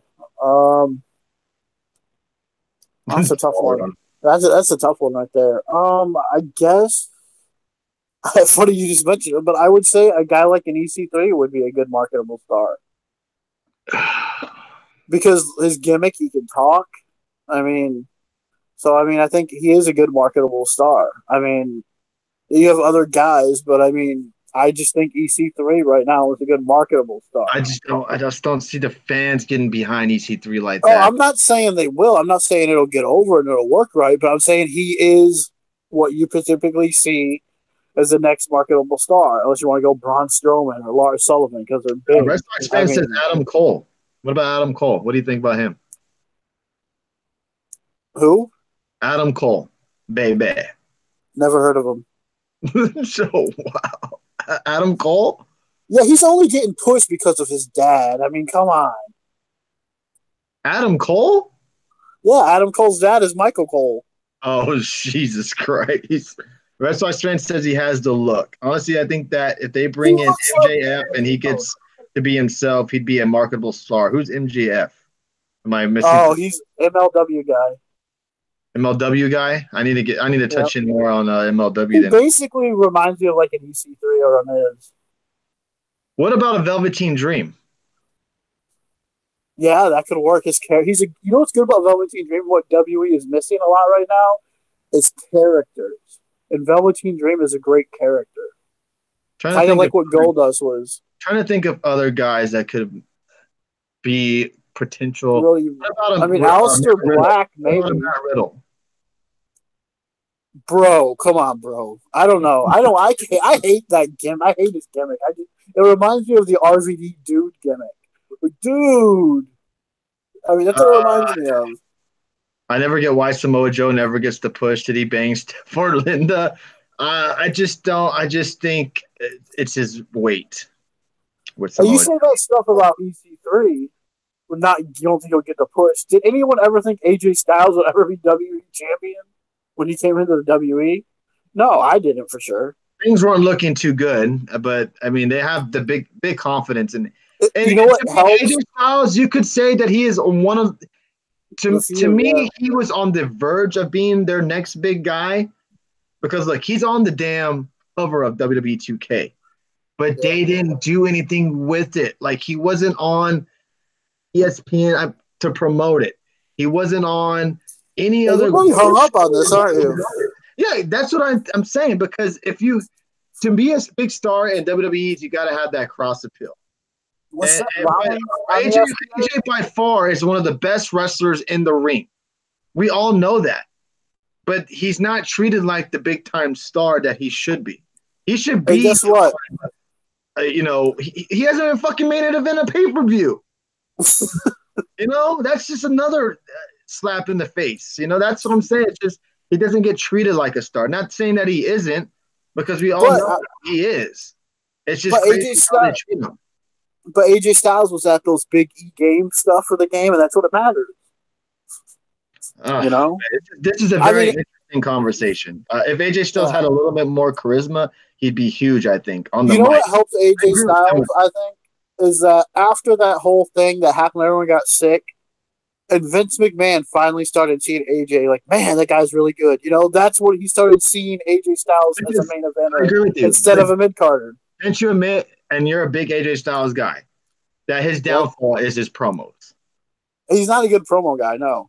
He's never been a good promo guy, but he can make you forget He's how bad the of a best. promo guy He's is when one he's of the best in-ring guys you'll ever see, though. He's fun to absolutely. watch. I'll agree with you on that. As AJ was good as a heel on the mic, I would have to go back. It's been so long since he's been a heel. Will Becky Lynch ever make the TV shows? Well, she's in a movie. Show? I call it The Marine, but I don't know about anything straight else. to DVD. Again, don't forget, everybody, if you would like to be on this giveaway, please, if you hit those hearts and get to 1,000 hearts pushed, you'll be into the drawing for the giveaway that we'll be doing on Tuesday night. Tony Kloss will be here with you guys. Yes, Dave. Do podcasts count? Yes, podcast. If other podcast members are in, they oh are. No, I meant for your little being a true star. Right? What if wrestlers are on podcasts? Because really, podcasts are like the new talk shows because no one's really doing TV anymore. It's all about podcasts. Did a Tonight Show, but he was cross promoted a lot. I don't think he'd ever. Yeah, when's the last time Shawn Michaels was on ESPN? He hasn't fucking wrestled in 20 years, but I bet if he came back for one, he's not a draw. I agree. He would be on right. ESPN. Don't you dare call it HBK. Thank you. That's the whole thing. Thank you for whoever said that. Said that HBK was never a draw. I wish I could super kick Meltzer in the fucking face for saying that. Little son of a bitch. You know what? Thank you. You're making me. I'm talking about my giveaway here. So don't forget, everybody. Yeah, he did wrestle like Crown Jewel. He was the best wrestler out of the four. We got this as a giveaway. It's the Steel Cage Challenge. Everybody's a little bit of a retro video game. There's the front has Ultimate Warrior, Ted DiBiase, and Roddy Piper, and on the back is a little bit of the game. You just connect it to your television, and it's easy as 1, 2, 3. That's part of the giveaway. And then this is the big timers, folks. And you just got to hit those hearts in here. If you go over and subscribe us on YouTube, hit the Tables podcast on YouTube. If you just hit the comment on the video, you'll be eligible as well. And these two $50 pizza cards right here, you can go and buy whatever you like, beer, whatever you like, shirts, hats, your mom something for Christmas, or whatever, booze for New Year's Eve. You can use these on there. Just drugs too. Yeah, sure. Why not? Whatever you want to do with it. I'm not condoning the drugs, but whatever you want to do with it, candy, buy a car. I don't know. Whatever you want to do with it, you're more to. You know what? If their drug dealer takes credit, hey, good for them. I swipe the card. It's just our way of thanking you guys for showing us so much support in 2018. I don't really even count 2017 as our legit year because we didn't get the type of viewage in 2017 that we got in 2018. 2017, I think we barely hit 100 views on our show. I don't think you could scroll back and check them out on the archives. We didn't get the type of viewage we get now and the type of following, the type of interaction we got. It's been huge for us. We've hit over 1,000 followers. We got super hearts. We got the descriptions on YouTube. We got huge things coming in 2019. I'm going to be starting up a podcast, having special guests, Dave and I, Brandon Apter, stuff like that, guys from other podcasts. And we're going to do exclusive content for Patreon members. We're going to just have this show look and be legit because come 2019, apparently this is not a podcast. This is a TV show or a show because in my eyes, we should have been on one of those 2018 podcast awards, either new podcast or I don't want to say podcast of the year, but we should have been on one of those podcast awards. And I'm not sure how you qualify for them, but we do everything. But we're not on iTunes, we're not on SoundCloud yet, and we're not all on those big podcast platforms. So we're only seen by the people that watch us on Periscope and the people who watch us on YouTube. So the Golden Squirrel Awards, whatever the fuck they were. And I feel like we should have been at least in one category. I'm not saying that we should have won, but we should have been in there. So we've gained a big time following for this past year. And I feel like we should have been on there. We were obviously missed. Not sure how. Am I a little bit salty? A little bit. And I do feel like we've worked very hard on this show. You guys know it. Dave knows it. We work our asses off. We have not missed a show on Tuesday night in over a year. It's crazy. And we're not missing one again on Christmas Day. We're going to be here live. We show as much dedication to this show as much as you guys come in here on a nightly basis. And I just feel like we should have gotten a little bit of credit in some way. But, oh, well, it is what it is. Here's some funny stuff. And I know we always touch on it on the show.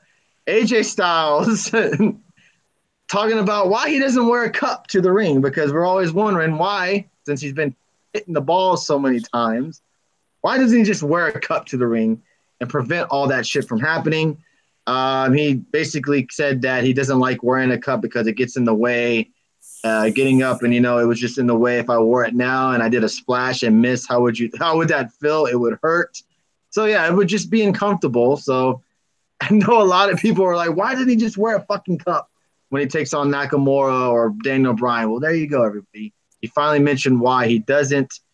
And also, Daniel Bryan was in the news from that splash he took from Ali over the SmackDown Live TV episode.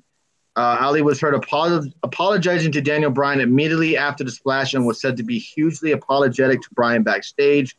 Bryan has insisted he is fine and no doubt saw WWE doctors backstage. It appears Bryan dodged a bullet and went on to participate in the tapings for next week's SmackDown as well. So, yeah, that was a pretty scary botch move by Ali. But, hey, Daniel Bryan's a champ, went on to, again, wrestle on the tapings later that night. Were you scared for a minute, Dave, when you saw that little splash by Ali? One, for Daniel Bryan's health, or two, Ali probably, there goes his push that he was probably going to get. Right? They're going to be like next week, oh, Ali's joining 205 Live again. But you better be careful. You better watch that stuff, Ali. Yeah, I'm glad Daniel Bryan's fine. And, yeah, that would have sucked. He would have really been in trouble if he would have basically ended Bryan's career. I mean, he would have been, yeah. But, yeah, I mean, stuff, it's an accident. But, man, you got to be careful when you do those moves like that. But it happens. But I'm glad Bryan's okay. And, of course, I'm sure he was. No one means to hurt anybody, I'm sure. But if you take out one of the champion, man, that might get you sent back to 205. Yeah, that's very true. Adam Bomb, I will definitely help with that stuff starting next year. I'm going to get updated software. I know you guys are so much, some of you guys hate the OBS so much.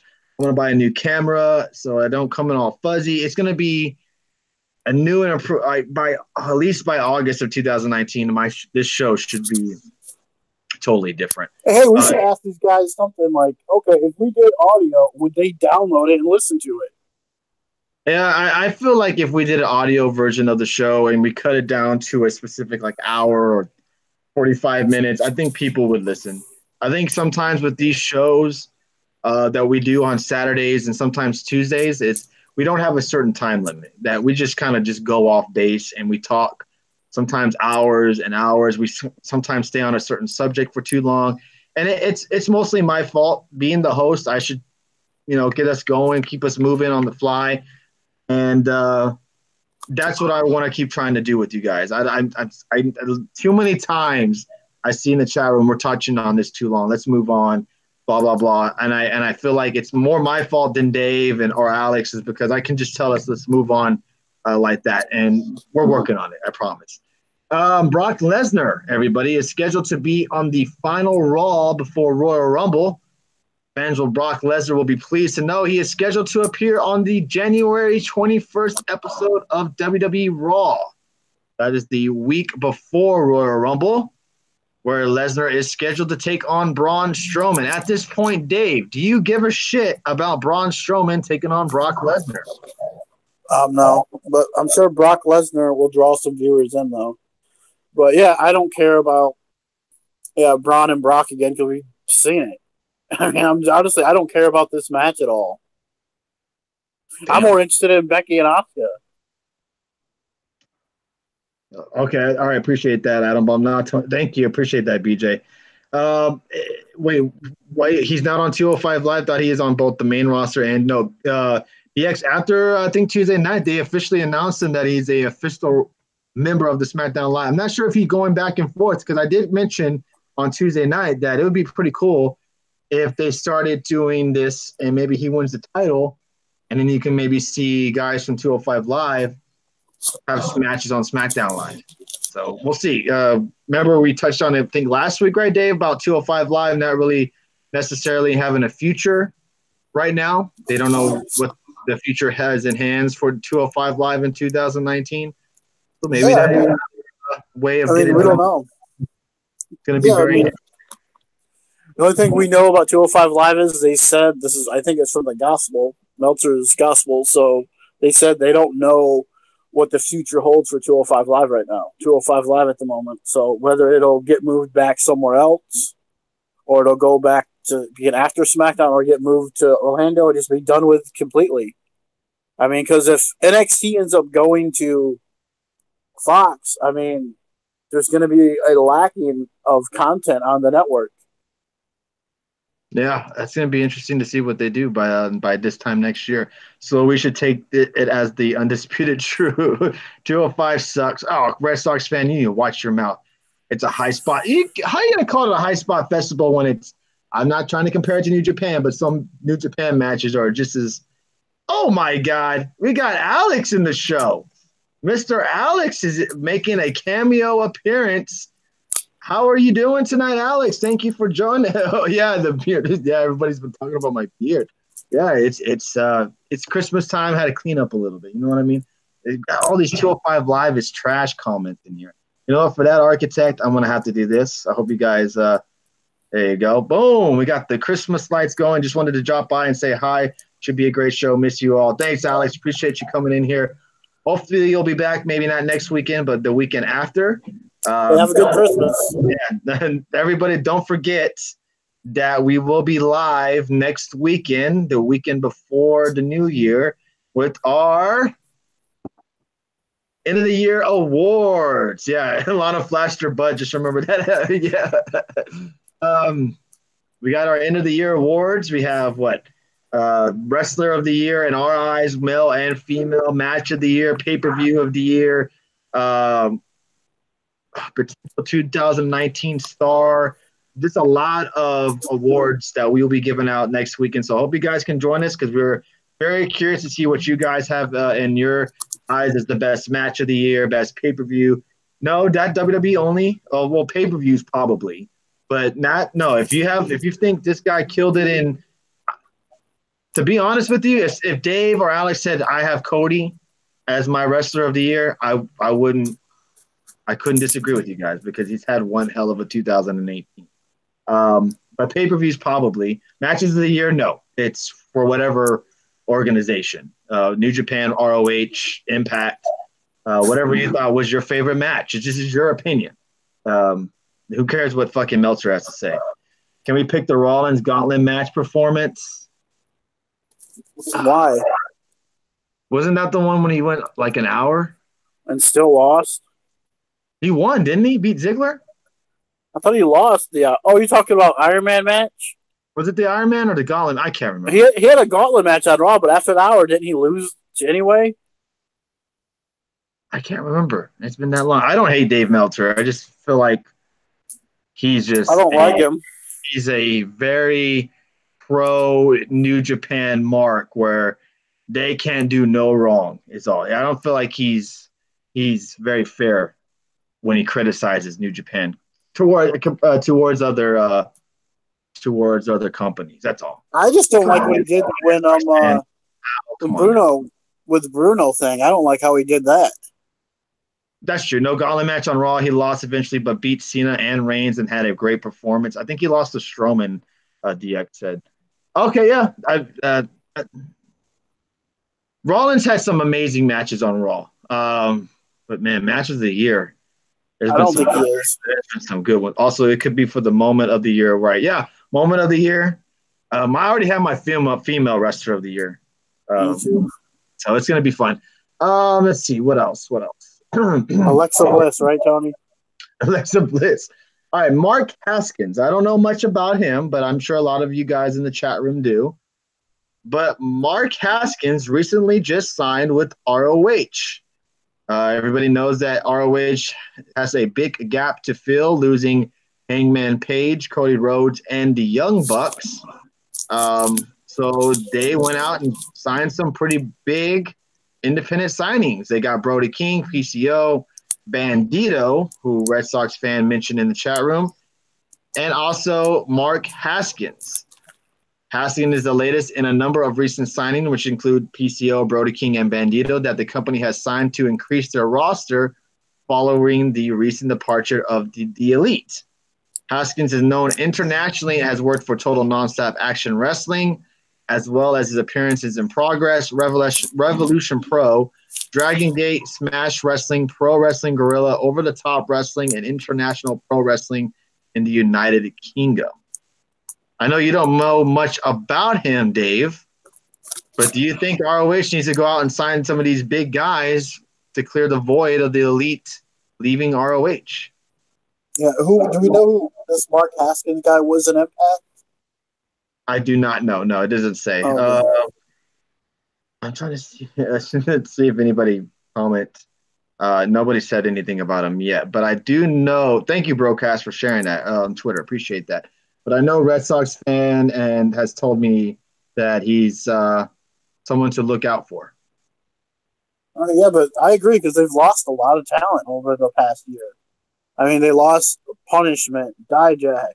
I mean, Adam Cole, Riley Fish, Strong. I mean, they've a couple years, I should say, but they've lost a lot of talent to WE. So they do need to sign. They're losing, like you said, they're losing basically the Bullet Club, or now they're the Elite. But I mean, they lost all those guys, I think. So yeah, I mean, they need something because there's a big void in ROH without those guys there. I agree with you on that. They're definitely going to need something. He was there for a year or two, says Adam Baum. Does he know his name? Was he Mark Haskins there? I'm sure Adam Baum will comment on that. It's just crazy to see that they lost such big names. Like Cody, it's like WWE losing, kind of in comparison, like losing Roman Reigns, losing Rollins, losing all their big type guys to just leave, and it seems like God, they got a big void to handle there on ROH, and then the Young Bucks possibly not being on the show WrestleMania weekend. If I'm ROH, I'm a little bit worried, aren't you? Yeah, I agree. Let's see, what else would you like? We have Ring of Honor and New Japan announced that they will do their 4th Honor Rising event in Japan, starting Tokyo, starting February 22nd and 23rd. Honor Rising traditionally features first-time ever matches pitting top competitors from the two companies against one another, as well as tag team matches in which ROH and New Japan stars team together. The ROH World Championship has been defended every year at Honor Rising events, which have all been held at the Korakuen Hall. ROH and New Japan have had a symbiotic working relationship since 2014, in which the companies exchanged talent. Honor Rising takes place just 7 weeks before G1 Supercard, a historic show co-promoted by ROH and New Japan at New York's Madison Square Garden. Some of the many memorable moments from past Honor Rising shows include Ishii winning the ROH World Television title from Roderick Strong, Jay Lethal and Naito forming a dream team, the Golden Lovers taking on Bullet Club's Cody and Marty. Is this something that you'd be – weren't you interested in this last year, Dave, if I'm not mistaken? What was that? The Honor Rising tournament between ROH and New Japan? Yeah, too bad we didn't get it on the Jericho cruise. I mean, yeah, I was interested. That's what I thought we were going to get when they said Jericho Cruise. Oh, sweet, we get Impact versus ROH. No, we don't. We get one match or whatever it was. But, yeah. I mean, yeah. I still haven't watched that. So, I mean, it's like, yeah, I would love to see them come together and do something in a big pay-per-view on Fight Network and then have kind of ROH versus Impact. But, yeah, it would be cool to see some Impact guys involved in that. Run. Bandito was a massive signing. He declined WWE. I saw one pay-per-view. I feel like we talked about Bandito on this show in a match. Which one was it? Was it All In? I think it was All In. Dave or Bandito? I have no idea. It was one of the All In, Adam. Yeah, it was the All In show. He was in the what match was it? I think it was one of the beginning. Was it the main event? What was the main event? I can't remember. Was that 6-man tag? The 6-man tag, and he was in it. I remember it now, and I remember seeing him. Oh, remember him now, but the mask. Maybe. No, you got to go back and watch. It was a really good match. I do remember him. That's why I was like, oh wow, he went with ROH, and now he just said that he climbed WWE. That's crazy. Well, I mean, I don't blame him. Seemingly, seeing how Cien Almas is getting treated, I don't think anybody. I think that's it. I think we pretty much touched on everything that we could. Hello, Lizzie. How are you doing tonight? Thank you again, everybody, for joining us. Check out Honor Club because it's on there. Now, here's a question for you guys. I plan on getting the Wrestle Kingdom card, January 4th. Oh, I forgot to touch on NXT. Holy crap, DX. Thank you. I totally forgot about that. Wow. Now, if I want to order the show, do I have to get the Honor Club, or will it be on pay-per-view like on Fight TV? It's going to be on Fight TV. All right, so I can just go on there and order it on Fight TV, and we'll be good. Okay. Yeah. But you know what sucks about that? What's Sunday is Homecoming. That Sunday is Homecoming. Impact Homecoming. Jesus. I'm going to be raking out the dough that weekend with Wrestle Kingdom and with the Homecoming. It's all right. It's going to be a good wrestling weekend. That should be. Damn, we got some reviews to touch on that weekend, Dave. I hope you're ready. At Impact and New Japan. Breaking news. Tony's only giving away one gift card now. Yeah, there you go. I'm gonna save this. Yeah, I'm gonna use this on Wrestle Kingdom. Never mind, everyone. I'm just kidding. Yes, rest in peace, your wallet. Absolutely. Now, we did not touch on Impact and NXT. I did not see Impact, but wasn't it just kind of like a best of show? Yep. So there's really not some wrestlers of the year too on their little website. Yeah, they announced Tag Team of the Year was LAX. I think Tessa was the female of the year, and I don't remember what the male wrestler of the year was. Can't remember what they said. Yeah, you're more than welcome to call in after the Homecoming show, Adam Baum, as well, because I know you're a big Impact guy. You're more than welcome to call in. Next weekend, everybody will also be taking phone calls as well. So if you want to come on our year-end review and touch on how we did or just your favorite moment of the show or anything like that, you're more than welcome to come on here next weekend and shoot the shit with us. It'll be fun. Tony, I'm on here right now.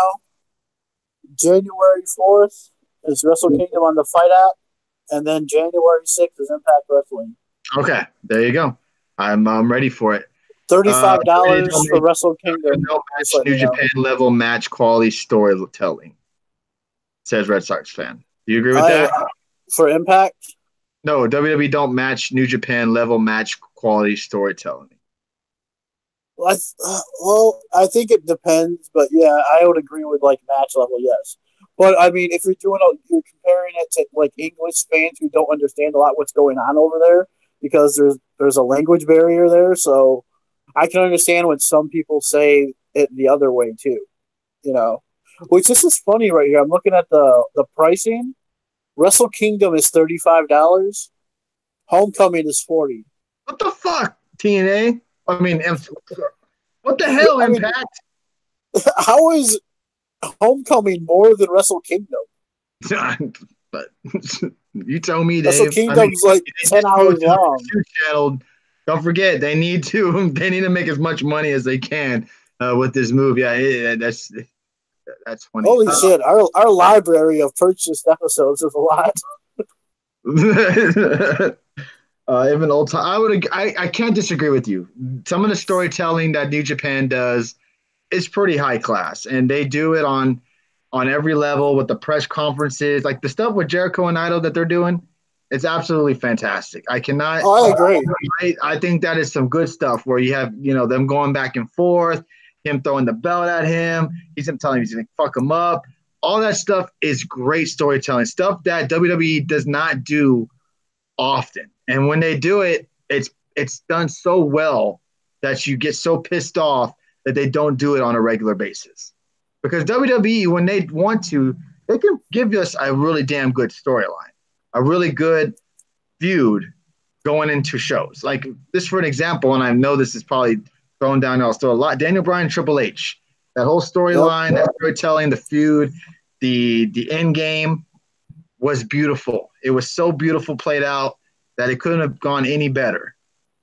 The WWE doesn't do that very often, and we all know that. New Japan, yeah, they throw out storylines. They give it to you on every level that they can, and I can't disagree with that. Wrestling in the UK is massive in comparison to Japan. I don't know much about the UK wrestling product, but I know they have some great, amazing wrestlers. So, where all's all the OBS crashed, no effects, so we just went regular version. So we have no effects now. Yeah, no, there you go. Tony, read the rest of the chat. Does WWE even change the storylines writing staff? No, absolutely not. Because Homecoming is going to feature a few surprises, Adam Baum says. I don't care. Jericho, Omega versus Tanahashi. I'm sorry, that card is sorry, Impact. I'm a big Impact fan, but the New Japan Wrestle Kingdom card is way bigger than. Okay, so if New Japan said it was $60, it would still be worth $60. You think? I don't know about $60, but I'm just saying. I'm just comparing it to the pricing of why Impact Homecoming is costing $40 and then Wrestle Kingdom is $35. All right, Wrestle Kingdom 2 being one of its biggest show of the year, you would think it'd be $49.99 or something like that, or at least more than Impact. Yeah, I could see you on that. So NXT was not a best of show; it was actually a legit episode. But the talk of the night was the Gargano and Aleister Black cage match. Pretty damn good match. But what the talk was the ending with Ciampa getting involved. And we had a little bit of a reunion on the DIY group with Ciampa and Gargano. I also want to get people's opinions on the other stuff on the show too, but okay. Yeah, I thought it was a fun match, and the match was entertaining, and it was a good cage. You don't see too many cage matches on NXT, or in general anymore. But I mean, yeah, it was a fun match, and I was surprised that Gargano won, and obviously after the DIY little reunion. So, I mean, yeah, it was cool, good for him, and then it was a fun match. Yeah, I enjoyed it. Now, are you kind of played out with Gargano and Ciampa? I wouldn't love to. I know everyone else is, but I wouldn't mind seeing them team back up. It seems like this feud is never going to go away. Would you have a problem? Him was the Impact Wrestler of the Year. Okay. Okay. Well, would you have a problem if they made them both heels and had a heel DIY? No, but I feel like it would just end up with Gargano turning face and them feuding all over again. Oh, okay. But I don't know. I think it would be a cool little run as them as heels, kind of going after everything. I could even see him actually beating Ricochet with help from Ciampa for the title. They both become North American and world champion. Oh, thank you, Jeffrey Cross, if you're still in here, for sending me that link to watch Impact Wrestling. Appreciate that, my friend. It's probably for Watch Wrestling. Always appreciate that. What else on NXT did you want to discuss about, Dave? What did you guys think of Dijak's little re-debut?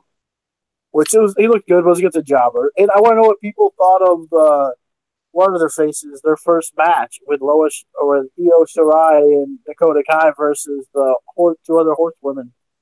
See, I did not see that match, but I heard a lot of people kind of negative comments towards the four horsewomen. Really? Because I thought that for their first televised match, I didn't think it was that bad.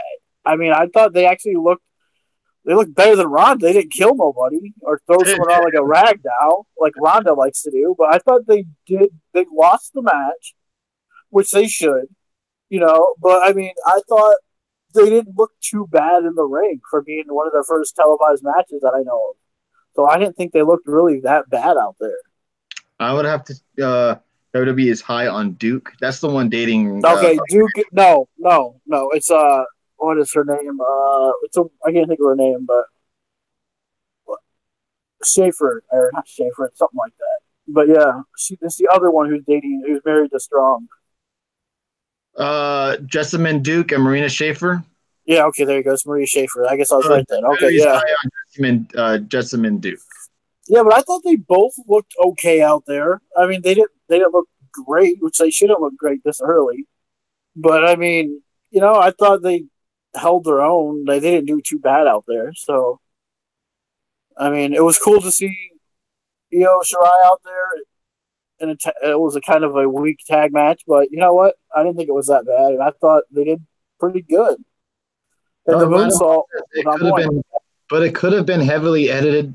Not saying they're bad, just pointing it out. Okay, you're right. It could have been heavily edited. I don't know but you know what? For what we've seen, I mean, they didn't do no worse than what we've seen Ronda do live on Raw. I mean, that's a good point. I haven't seen the match, so I really can't comment on it. I can go back and definitely can go back and watch it because I haven't seen it. But that's what I saw on TV. I mean, on Twitter, that they were saying that they were green. They were. You could tell that. Yeah, of course they were. I mean, look at. Yeah, it's like the first. What you're expecting for their first match. Yeah, I see. Seriously, I mean, they didn't look. I mean, I thought for what they did out there, I mean. They were controlling the match a little bit. I didn't think it was that bad. I mean, I've seen worse. I mean, we lived through the Goldberg streak era. He about killed everyone out there every week he went out. That's very true. 205 Live. How was 205 Live? Wasn't able to check out 205 Live. It was good, but I still have the same problem with it as I know he's gonna have. I mean, the tag match was phenomenal. I mean, man, they were a hot start for SmackDown because man, that tag match was crazy and all over the place. So yeah, I mean, apparently now that Buddy Murphy wants a real challenge now, so we're gonna see what happens with that. I'm actually that's a good. Who could be a legit challenge? And he gave, I guess Drake gonna give him a real challenge next week. I guess he's gonna tell him about it. What did Chelsea Green say? Did you hear about comments from Chelsea Green?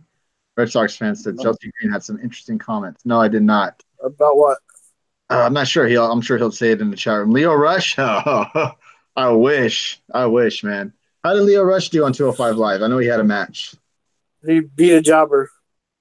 Okay. So I think that's what it was.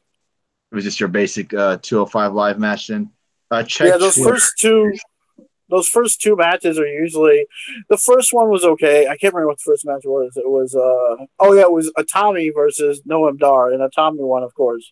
But I mean, yeah, it's interesting. They're doing the whole respect thing now with all these tag teams, and they have no tag titles, which makes no sense. And of course, it ended at 7:45. Oh, so Chelsea Green said she said, imagine being the number one company with no women division. And I think, is she talking about New Japan? Is that what she was? No, she was. I seen this. This was in response to what Brandy said. I think it was Brandy who said something similar to that. Like, they were both talking on Twitter. Like, imagine being part of a company where women are irrelevant to the company, and that could have been a Japan shot. Yeah, it's possible. Okay, because what's his name? Ryan Sand tweeted something and she retweeted it saying, crazy that it's somehow controversial in wrestling to say that major promotions should showcase female wrestlers alongside men. I guess basically kind of backing what Chelsea Green said. I'm sorry. Anything he says, I just don't agree with, so I don't like him anyway. She said, imagine being a wrestling company without women in 2018. And then she later tweeted out, also, my tweet was never about New Japan. You guys keep guessing, though. And then she had the Grinch gift. But it seems like that's kind of a shot at New Japan. Because what other company? I know it was an Impact because they've been featuring women left and right. And WE, I don't think it's shot at them, obviously. So who else is there? Now, I know New Japan do have their own separate women's show. No, they don't. Isn't it, what was the show called? Yeah, but it's nothing to do with New Japan. Stardom is something completely different than New Japan. Okay, so it's a different company. They don't even mention Stardom at all. No, because they use, I can't think of her name or the other guy's name, but they use this one. They have one guy who's like a pimp on New Japan. He comes out with girls dressed in their underwear. He's from in the Bullet Club. I can't think of his name. I'm sure. New Japan wears some real risque. I know Red Sox fan don't know who it is. I can't think of his name at the moment, but yeah. And then you have that other singer guy who comes out with a girl who's usually wearing a mask. I do agree with you guys about that was a shot at New Japan. She may not say it was, but that's definitely a shot at New Japan Pro Wrestling.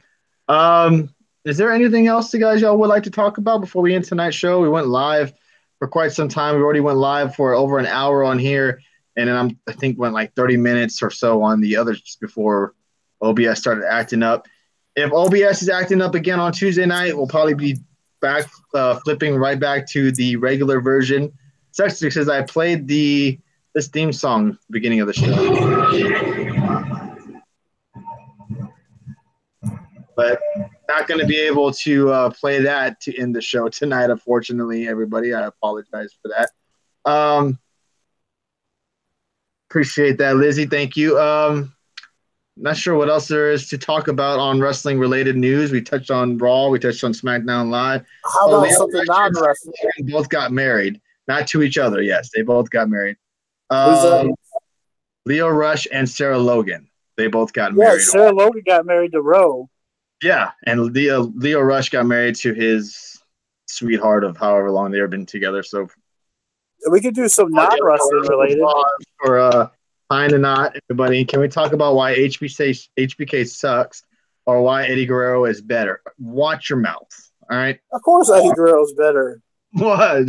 Watching Leo got a ton of baby mamas for one night. I wouldn't be shocked there. Leo Rush sounds like a ghetto Mickey Mouse. What is up with all this Leo Rush? What is going on? No, he does not. He does not. He does. So, think about it. He kind of does. Actually, all right. Chris Mack, that was a funny comment. I'll give you that. That was a funny comment of the night. That's for sure. I hope everybody enjoyed my little Christmas sweater because Tuesday night, everybody, Tony Kloss will be coming to town with these giveaways, and we'll be talking about SmackDown Live. We'll be touching on Raw as well, giving you all the updates and whatever's happening on through the show. And don't forget, everybody, go to our YouTube, hit that subscribe button, or hit those hearts. If you hit 1,000 hearts already, you're already qualified. Pretty much everybody who's in here is going to be qualified to get these suckers. No, we can't get double winners, so only one person can win each item. And hopefully someone who's interested in this. I don't want nobody – if you're not interested in the gift, just tell me and I can give it to someone else. I thought it was a pretty cool gift, this WWE Steel Cage Challenge stuff. So I hope you guys enjoy these giveaways. I know it's nothing crazy. When you're using OBS, there was a picture of Shinsuke and Rusev. You didn't talk about that. Yes, Rusev and Shinsuke Nakamura will be facing each other on Tuesday on SmackDown for the United States Championship. So that's something to look forward to if you haven't already been spoiled by spoilers. And everyone has.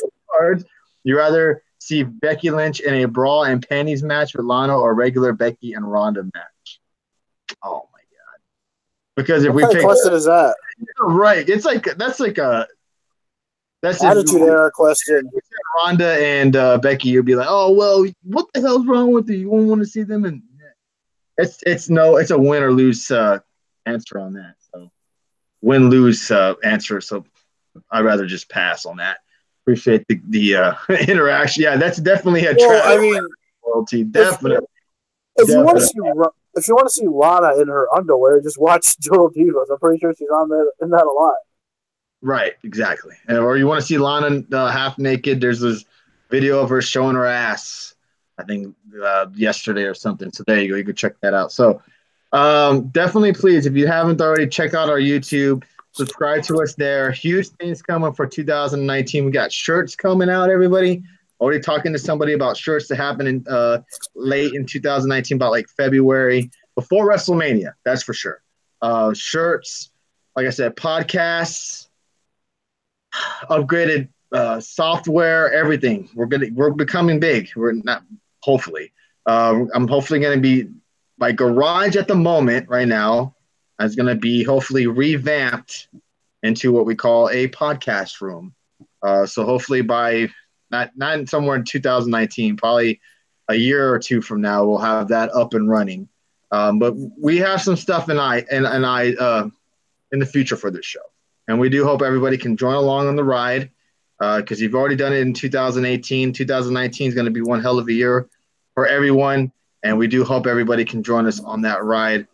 Don't forget, everybody, Tuesday night we'll be live again, Christmas Day. Tony Kloss will be here along with the Bizarre One, Dave.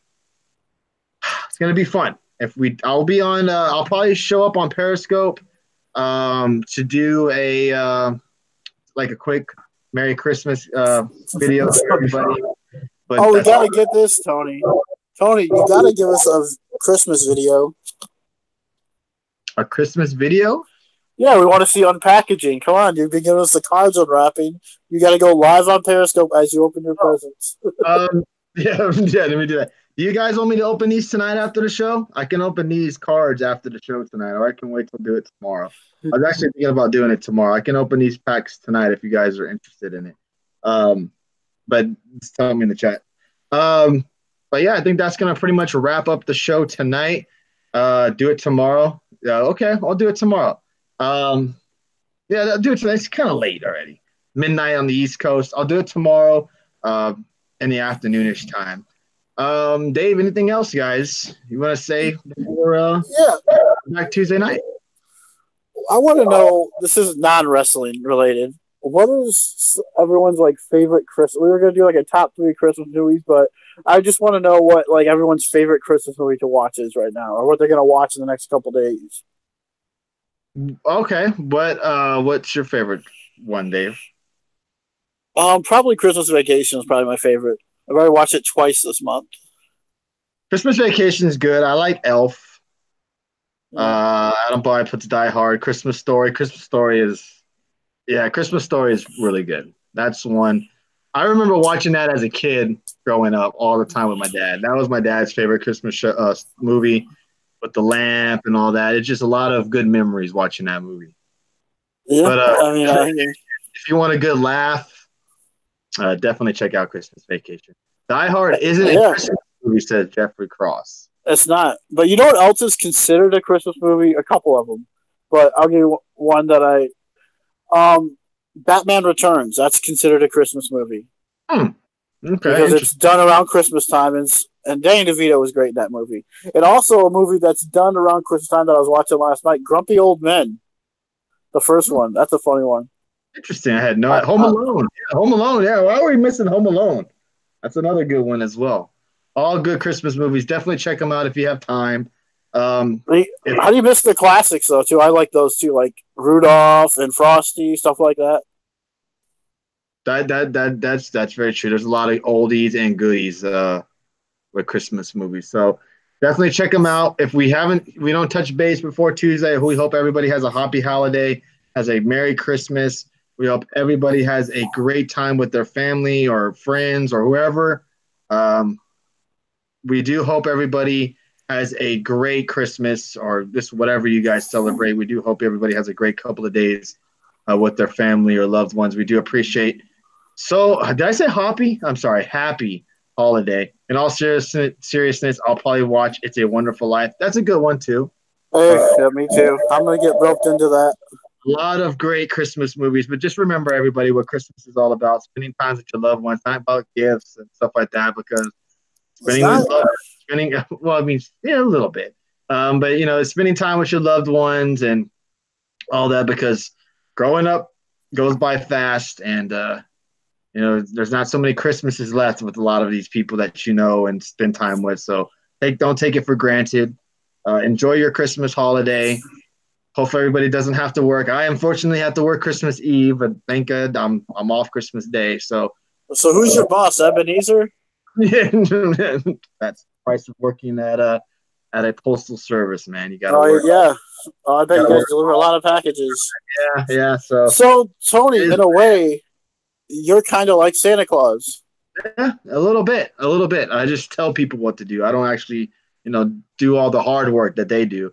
But it sucks. I have to work Christmas Eve, but it is what it is. I get paid a little bit extra time, and this for a couple of hours. I'll be home by the afternoon, so it's not that bad. No beard. Yeah, I got all trimmed up, looked all nice for the family this couple Christmas. But Tony Claus, his beard will be ready to go. And Tuesday night should be fun. We'll be doing the giveaway announcement. We'll be doing talking on SmackDown Live. We'll be touching on Raw. We'll be doing all that stuff. It should be very, very, very, very fun. Make that money for Homecoming and Wrestle Kingdom. Absolutely. No, there's no government shutdown, I don't believe. I think that was taken care of at the last. Oh crap! You know what else? You know what else is coming in January? Royal Rumble. Besides that, No NXT UK. Oh shit! Oh, the first takeover. Yep, NXT UK takeover. Yep. Damn, January is going to be a busy month for wrestling fans. Should be fun. Homecoming, Wrestle Kingdom, NXT Takeover UK, NXT Takeover, and in the Royal Rumble. Oh my gosh, that's a lot of wrestling content. So I hope you guys are ready. Over 1,200 total viewers tonight. Very, very cool. Had me a little bit bummed. I think that's what had me bummed the last couple of days, because our Tuesday night show just didn't seem that good. I don't know why. It just didn't. We didn't get that lot of viewership. It just didn't seem like it. It just seemed like an off show. Not because of Dave. I don't think I was all there mentally. It just been a tough week at work and just everything, Christmas and stuff like that. But I just don't think it was that great. I'm not sure, and I don't think that prevented people to come in. But it just felt like our show sucked on Tuesday. But tonight, don't look. I was gonna say, don't look forward for Christmas Day to be like a big show. I wouldn't think. Oh, I don't expect Christmas Day to be anything outrageous. I just hope everybody who's able to join us is able to. Is anyone truly all there mentally? That's true. Anything on the Divas, they are badass ladies, super talented, just saying. They're not Divas no more. Yeah, not really much else we could touch about on the Divas other than hopefully this new change on Raw and on SmackDown will start getting more people in. Uh-oh. Did I just lose people on Periscope? Uh-oh. Let me see here. Uh-oh. Oh, God. Oh, God. Oh, we're back. Hey! All right. I'll be there because I don't like spending time with my Excuse me, that had me laughing. I know a lot of people that are like that as well. That made me laugh. Hey, what's up, Scorpion? How you doing? Thank you, everybody, for popping in here again. Don't forget to get in on the giveaway, everybody. Come on, get on this giveaway. I want you guys to win this giveaway. Hashtag get the tables giveaway. There you go. And don't forget, we will do this pack opening after the show tonight. I'm going to open it, get it over with. Hopefully we get something good. All right, we are done. So I'm going to put the Christmas lights. What do we do to win? You just got to comment on our YouTube channel or hit the hearts on the Periscope. I'm going to give you guys 2 more minutes. Hit the hearts, and if you hit 1,000 hearts, you're in the giveaway. That's all you got to do. Nothing too special. See, right now we got Peck and Rod. Adam is in it. Truth and Loyalty is in it. Brad Lucas is in right now. We have Alice is in it. Jeffrey Cross. I'm sure by the time this replay hits, a lot of you guys will get 1,000 hearts. If you drop the super hearts like Danny did, or Architect, or Jeffrey, you get an extra entry into the giveaway. So they have more of a chance of winning. That's just because they dropped super hearts. If you feel like you can do that, you're more than welcome to. If you can't, just drop 1,000 hearts in the chat and you're good, or comment on our YouTube channel at Get the Tables Podcast, and you're in the giveaway. And you can do it during the replay as well. I have these raffle tickets that I'm going to be writing people's names on, and I'm going to be drawing it out of a hat on Tuesday. Tony Kloss will be drawing them out of a hat on Tuesday night. You don't even have to be present on Tuesday night because I know a lot of people will be doing other things, maybe probably with your family, maybe even have to work. So if you don't mind, just try to be present or leave your Twitter handle or follow us at the Good Tables Twitter account. That would be even helpful, more helpful if you did that. It would be very much appreciated. So please do that if you can. I will turn these off now because I'm sure they're bothering the fuck out of a lot of people. Does last scope hearts count? Yes, ma'am. So if you hit the 1,000 mark on the last scope, you're okay. And I'll definitely check out that. Like Jody did, she put the super hearts. She'll have an extra entry as well. So speeds and all them. So thank you guys so much for the support. Thank you so much for this 2018. It's been a fun and wild ride with all of you guys. They're gonna head out for the night. Hope everyone has a great. Yeah. How many people have met each other through this show? It's been a very awesome experience. Dave, any last words before we end tonight's show? Because we've been going on for too long. I hope everyone has if you celebrate Christmas, and I think most people in here do, have a Merry Christmas. If you don't, Happy Holidays, Hanukkah, whatever you do. But yeah, enjoy. If you like basketball, there's a lot of it on Tuesday. So it's going to be fun. I'll probably get roped into watching Wonderful Life as well. So are we having this giveaway because the revival one? No, it's funny. No, because it's our thank you to you guys for the support you have given us in 2018. Now, Tony, will you watch It's a Wonderful Life on Christmas Eve? More than likely, because I'm sure the family will have it on in the background. What do you prefer? Have you seen away, my friend? And thank you for the support, man. Have you seen it in color or black and white? I've seen it in both. Which one do you prefer? Probably the black and white. Yeah, I think that's what a lot of people say. But yeah, okay, yeah. Everyone have fun. Have a great Christmas, and we'll see you on Christmas. Yes, we'll see you Christmas Day. Have a safe one. Thank you, Red Sox fan Jeffrey Cross, Danny, Alice, Truth and Loyalty, Kevin Peckenrod,